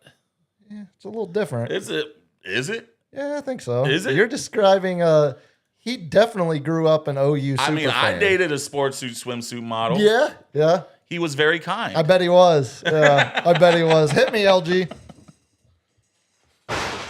I'm not sure if y'all realize this, but the World Cup starts in 9 days. What? Mexico versus South Africa a week from Thursday night, and then a week from Friday night, we have a USA versus Paraguay. Are they letting them play in Mexico City? Oh, yeah. Oh, I was about to say Yeah, no, Mexico's they're- first one. You got to play in Dallas. No, it's, Or Houston. It's a shared, I think they're getting to kick it off. I think it's either it might be Monterrey Yeah. instead of Mexico City. I can't remember, but it's in Mexico. They are starting they're in doing Mexico. Mexico. Okay. USA starting in LA against Paraguay. But over the weekend, they got a really solid victory over Senegal, a Senegal team that's higher in the FIFA world rankings You than told they are. you told me they were better than I thought Senegal was going to be a pushover, and you're like, No, no, they're going to be good. No, Senegal is full of Senegal has. What was the final score? I only saw the halftime So score. it was 3-2, Yeah. but the second half was All defense. well, no, it was a goalie mistake by Team USA because they switched goalies at halftime. So they played Saturday against Senegal, and then they're playing this weekend against Germany, The Germans. and that's their final tune-up game. I think against Germany, we'll see more of the actual starting 11 play. Clearly, Poach was giving some guys rest that had played longer in the European season, had made it longer in cup Congrats, PSG, on back-to-backs. Yes, yeah, first team to go back-to-back since Real Madrid, since Ronaldo was at Real Madrid. It's been a while. That Arsenal last PK was god-awful. The unfortunate thing about that is Gabriel was probably Arsenal's best player on the pitch all game. He was the reason that PSG had as few shot opportunities he's as a they defender. did. He's a defender. He's a center back taking a penalty. Why are you putting it in the air if you're a defender? You kick it on the ground if you're a defender. I'm sorry. Look, there's some things, there's rules to this. it's an I don't make it unfortunate up. outcome I'm compared gonna to put a little air on this one. how well he played. But no, if you were if you watched that USA Senegal game, there were, especially the first half, there were real moments where you watched Team USA and you thought, you know, Morocco made a final. I don't know. Hey, go USA. We can win it all, baby. I'm not saying that. We can win it all. I would love to make a quarterfinal again, and then maybe pray to make a semi. Get destroyed by Norway, or what was Well, hopefully not Norway, because they've got one guy. What was it, Denmark that kid got us last quarterfinal? Belgium. It wasn't a quarter. That would have gotten us close. to a There's quarter. all white people, yes. And it wasn't a destruction. Tim Howard made like 19 saves, and Wondolowski should have made that poacher's goal, and it would have been a return. We've only made the quarterfinals one time, and it was in South Korea. So it's a heavy ask. Heavy ass. get Landon back. Donovan was with us with the USA team. He was a kid Yeah, back he was then, a and I'm not young even sure. I think he was like a 19 or 20-year-old on that last quarterfinal, but he wasn't a starter. He wasn't the Landon Donovan that he would go on to become. And by that, I mean a guy that would desert the national team and go on a hiatus and then expect to just still have a spot in the roster. Hit me, LG. All right, to bring it back from looking at George Kittle's penile to this new, there's a new sports event going on where it's called TLG. And it's kind of like volleyball, but you use your feet a little bit. Oh, yeah. No. It's And- been around forever. And it's Big in Brazil. It's in the sand. Yep. And we had a celebration. And I've never been more interested and a true fan. Well, let me I'm not saying anything. let me cook. Before you play this, LG, I have one question. No, don't you pigeonhole me, man. I'm not. Can you name one of the athletes we are about to see in the video? Esperanza. Okay. We'll see. Esperanza, we'll see. Oh, there is no names in the video. Oh, Hey, but there's LG. athletes Well, let's go ahead and roll this video. that a true This is just fan. this is the celebration. Okay. Yeah. Okay. The celebration. Yep. Look how happy they are. Yep. They are truly Oh, happy. Good. Can we show win. that, LG? This, My look at the God. exuberance. The celebration continues. The dogpiling, just the pure joy.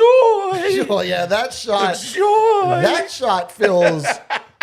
That feels like something that should be behind a TLG, paywall. tune in, gentlemen. Happy Pride Month. I love it when you find a newfound passion in a sporting event, because usually that just means one thing and one thing only. Skilled players. That's right. A lot of highly skilled individuals with big old fat asses that are halfway exposed. And that's the fat we like. Hit me, LG. No BBLs there, baby.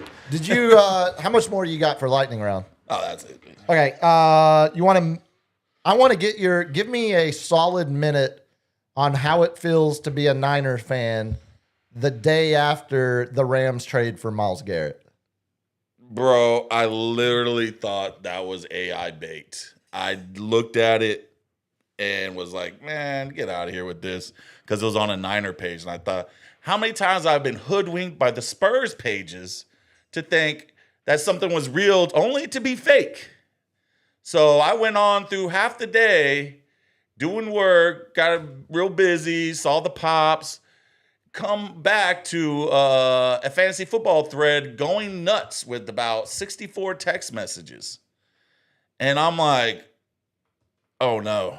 And I started scrolling through my ESPN alerts. That has to be one of the most egregious trades. I need a breakdown of LA Rams salary cap. Let's just go pay Stafford $65 million for 1 year. Hey, yeah, let's bring him back in. Well, it's we an already extension. have Puka making max. We got Puka hasn't gotten paid yet. okay, Puka, you're gonna get paid, with all your little shenanigans. Yeah. You got Devontae Adams, a future Hall of Famer. Not on big money. Leading receiver in yards last year, leading receiver in touchdowns. Who's still on his rookie deal. QB in passing yards and touchdowns. And now let's just go give a first, second, and a third for the defensive player of the year last year, breaking sack records in an already stacked division that had one of the teams win the fucking Super Bowl. So you took it about like I expected you would. You handled it well. This is. I wore my shirt today because I want Debo back. Just to, I want him to body check Myles Garrett. Oh yeah, that would go great for Debo. He'll get low. Yeah. Rams Dude. were already the betting favorite to win the Super Bowl. They already were. Yeah. And let's just add. Show me the books, man. Show me the books. The NFL is such fake money. There's always when you want to, because all you do is you pay. But that contract's already locked in. But that's the thing, and they pay it out up front, and then the dead money just gets kicked down the road. So the salary cap is not hard. It's not a hard cap whatsoever. Browns, you could have got more, man. You could have got 2 first-round picks for him. You don't like Jared Verse? Jared Verse had 100 pressure. Who? Defensive rookie of the year. Yeah, for rookies. 100 pressures last year for the Rams. For Myles Garrett. Myles Garrett. Myles Garrett had 84 pressures last year. Jared Verse had 80 in the same regular season and then played in the playoffs. Jared Verse is not a bad player. He's not Myles Garrett. He's not Micah Parsons. But he's not, he's a top 6 edge rusher. Are you seriously trying Top to sit 8? here and be like, oh, Jared Verse is going to be as good as Myles Garrett and that's a fair trade? No. I'm saying Jared Verse is worth more than a first-round pick. He's a solidified star on 3 more years of team control rookie contract. You get a future first. You're going to piss me off. And a second and a You're third. going to piss me off. Who For cares about an the second? aging- Second, yeah, third. But someone would have easily given up 2 firsts and a second. So you and would a rather third. have that than Jared Verse and a first, because I think getting Jared Verse is like getting closer to 2 seconds. And then they got, getting 2 firsts, and then they got an actual first round pick as well. I think you're undervaluing first round Jared pick Verse. and all that. The first round pick they're going to get is not going to be until the late 20s, maybe 30s. Well, that's a small problem. Yeah, that's a small problem. Like, why wouldn't you go give it to the Cowboys? Here you go.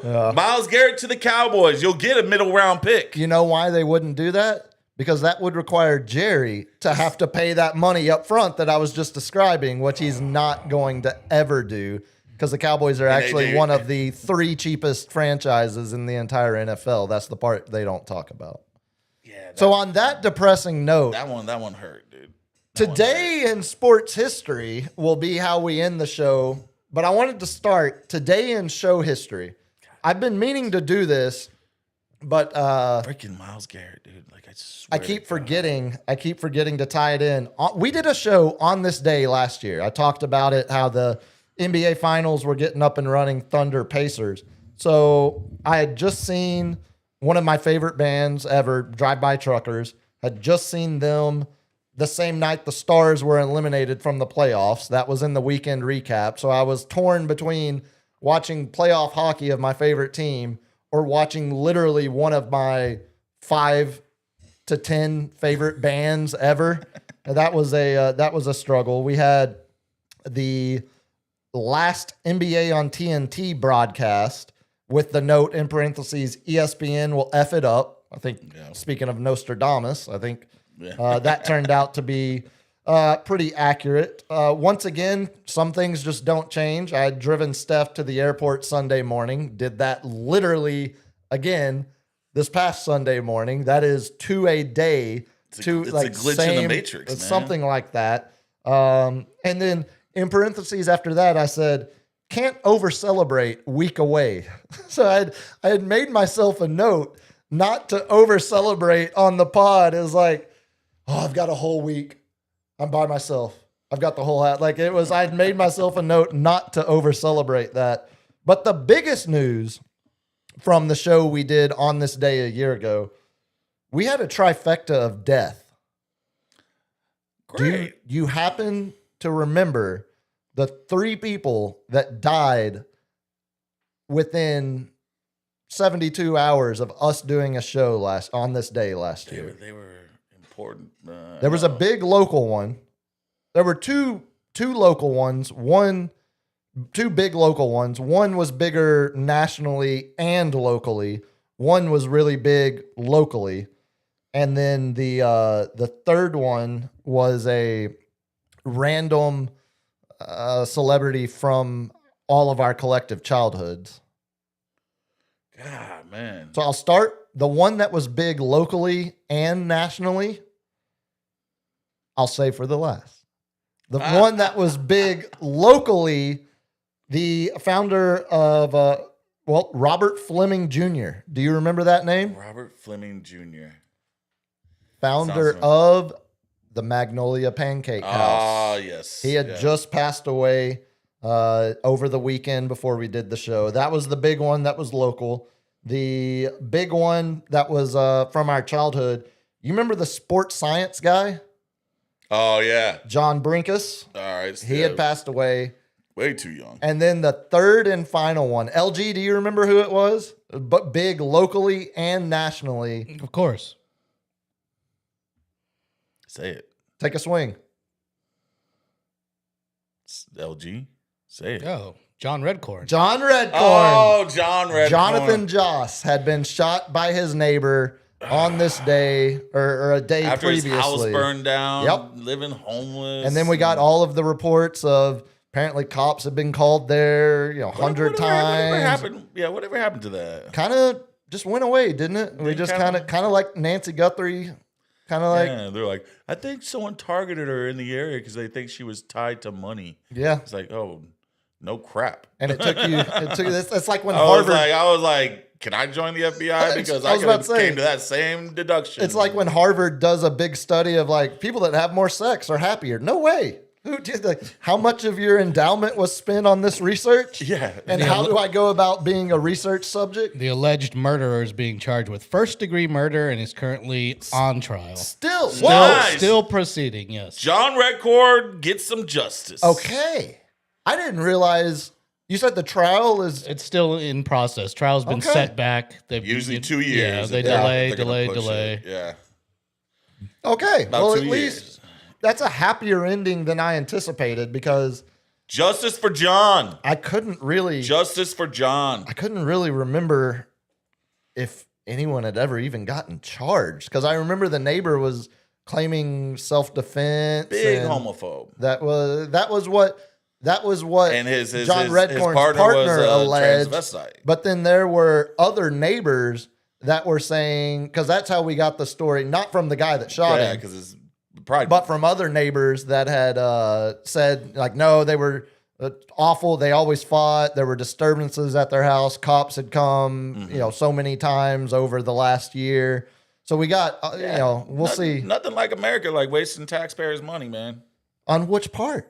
The trial? No, of the a people murderer? calling the cops on John Redcorn like constantly because they're homophobes. Oh, dude. Well, okay. So you're taking the stance on this second day of Pride Month that everyone that lives on the South Side is a homophobe. Yeah, because that's exactly what I just said, right? That's exactly what I said. Okay, let me narrow it down. Everyone that lived I on the said same his street neighbors as- were big homophobes Okay. because it was recorded that they kept on putting anti-gay stuff and anti-transvestite stuff all on his stuff and burned down his house. Okay, did we ever? I don't think we ever got the arson.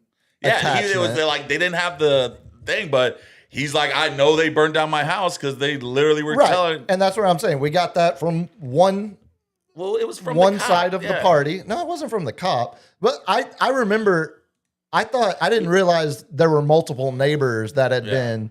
I thought it was just the guy that shot him that was being tagged as the homophobe.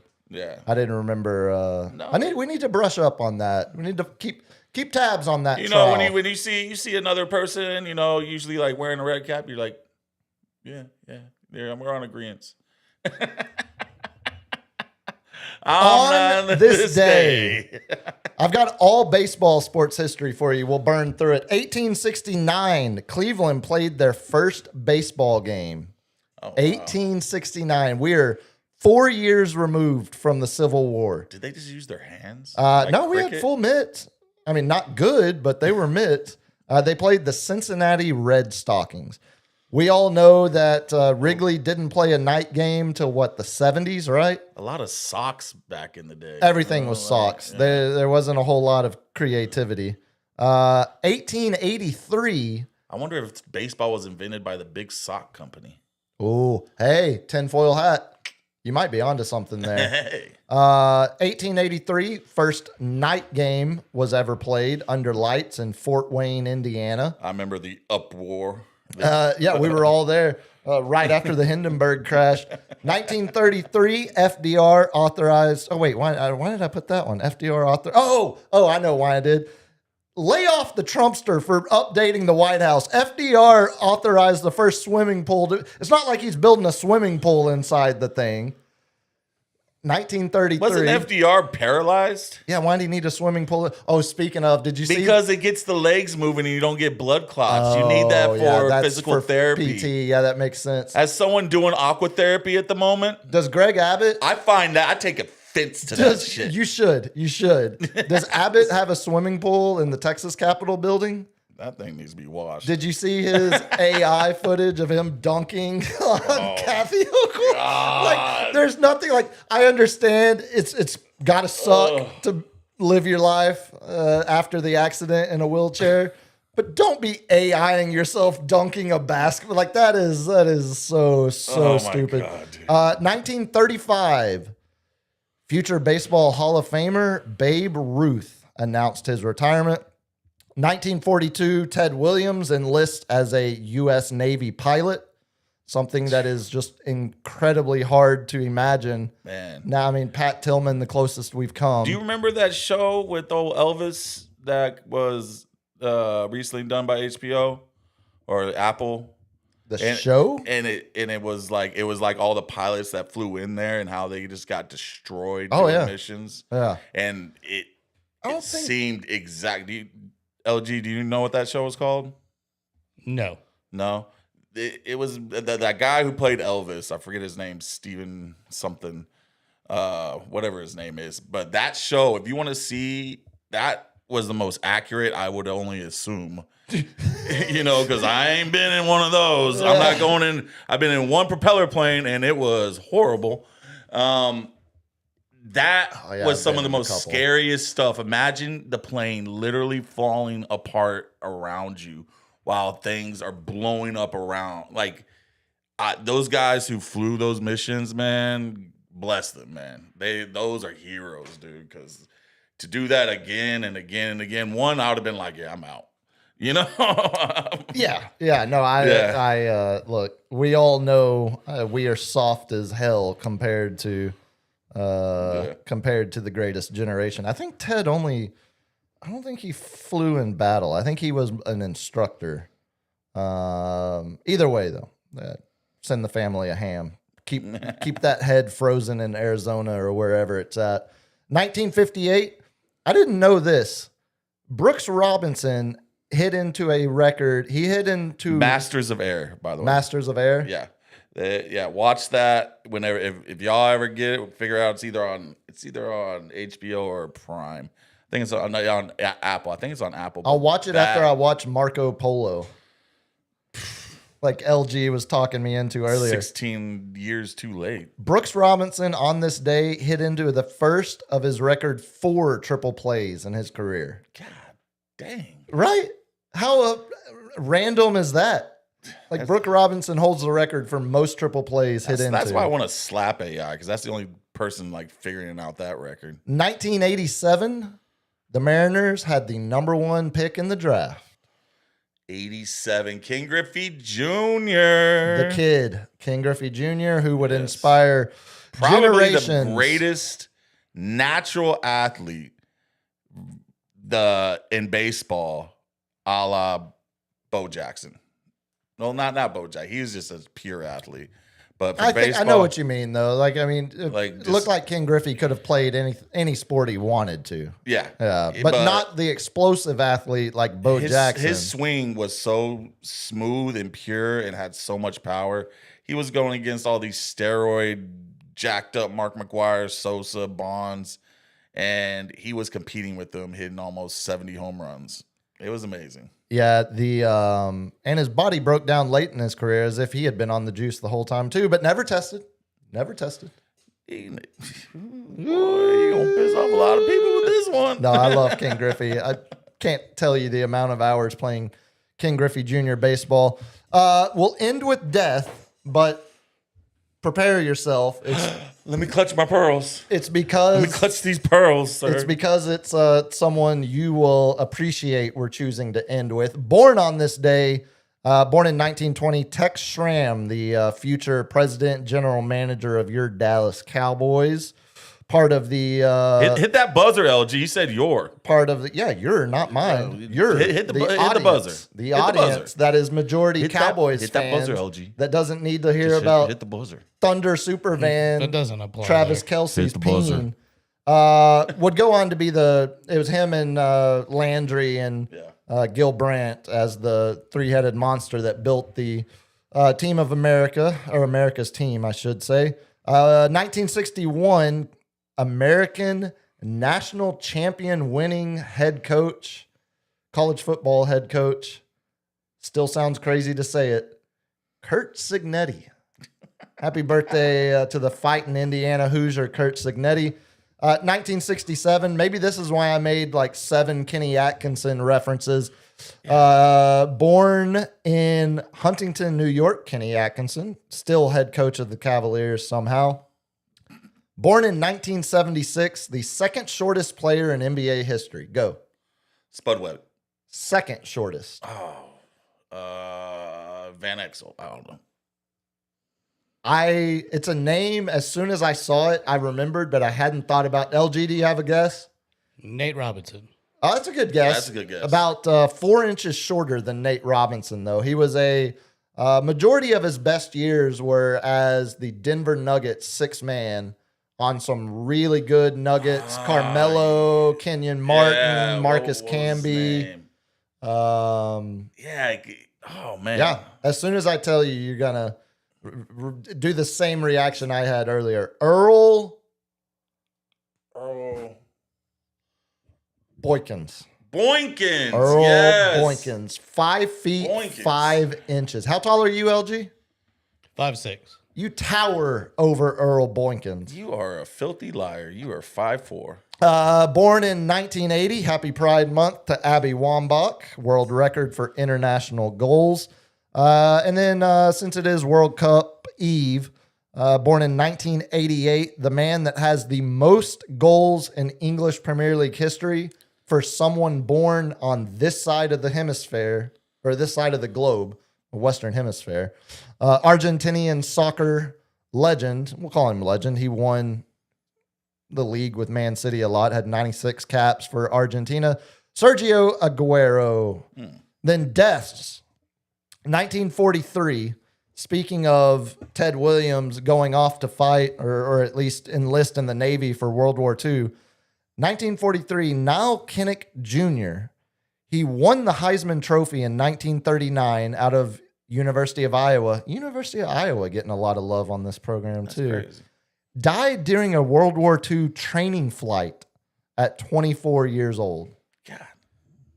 Had won the Heisman Trophy 4 years earlier at 20 years old. Dies in a training flight preparing to bomb the hell out of half of Europe during World War II.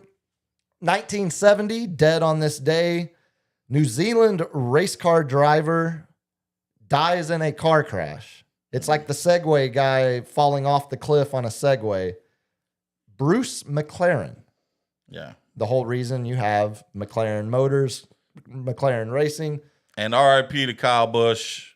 Gone way too soon. Dude, sepsis after pneumonia. That's why pneumonia is a killer. But if you start don't be a hard ass. Don't be a redneck. Don't be stubborn. Go to the doctor. If your body's telling you something, Go get to it the checked doctor. out. Go to the doctor. Now, if you get a paper cut. If you go to the emergency room, it doesn't affect your credit and you don't have to pay the bill. And also just literally tell them you don't have insurance.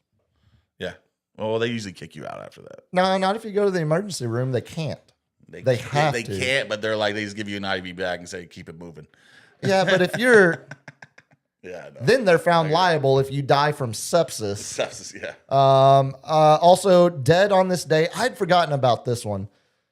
2024 Hall of Fame guard, Super Bowl champion, 6-time first team All-Pro, 11-time Pro Bowler. Died at 52 years old in a drowning accident. Oh, buddy. The great Larry Allen died on this day 2 years ago, man. right? I'd completely forgot about that. dude. Yeah. Larry Allen, man. One of the most dominant players of his era, if not any era. If he had the One of the longevity, he would most have been the greatest athletic. of all time. He And- could still be considered the greatest of all time. And if some decisions had been made differently by the Cowboys, then keeping that offensive line together, I don't think Larry Allen would have had to take on as much of the Yeah. brunt. It's of, just the physical attributes of that big ass body. You break down, dude. And then LG, start the music because this is the last one. Dead on this day in 1941, 6-time World Series winner, 2-time AL MVP, 7-time All-Star, a man who set a record that stood until Cal Ripken Jr. stubbornly refused to remove himself from a lineup Yeah. to honor He still holds the record, my thing. Sweet Lou Gehrig. Sweet Lou Gehrig. Dead on this day at One of the greatest speeches. only 37 years old. When you sit there and known for all your accomplishments like Lou was, and you give one of those speeches, the Stuart Scott Okay, that's speech, all the the time Jimmy we V have. speeches. Lou Gehrig had one of the greatest speeches. I still get chills thinking about it. Look, I there's got some goosies. cliches of overrating. I'm the luckiest That man is- to ever, You can't. That's an all timer. That's an That's a all-timer. Rushmore. Cap, tell the good people how to get a hold of you. You can get a hold of me on my Insta at the Cap SCL. You can get a hold of the sportscave.live on mostly everything. LG, when's the next LG's house? Don't know. Don't know. When's the next? Too busy. Listen to the morning show. Starting lineup tomorrow, 6 to 8. If you want to get a hold of me at Biggest Puma on X, biggest.puma on Instagram.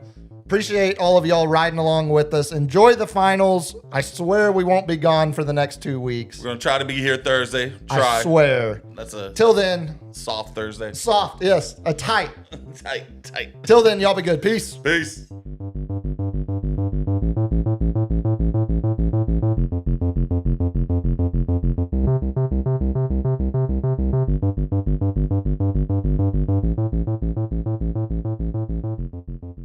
Kids, what do we say about drugs? Only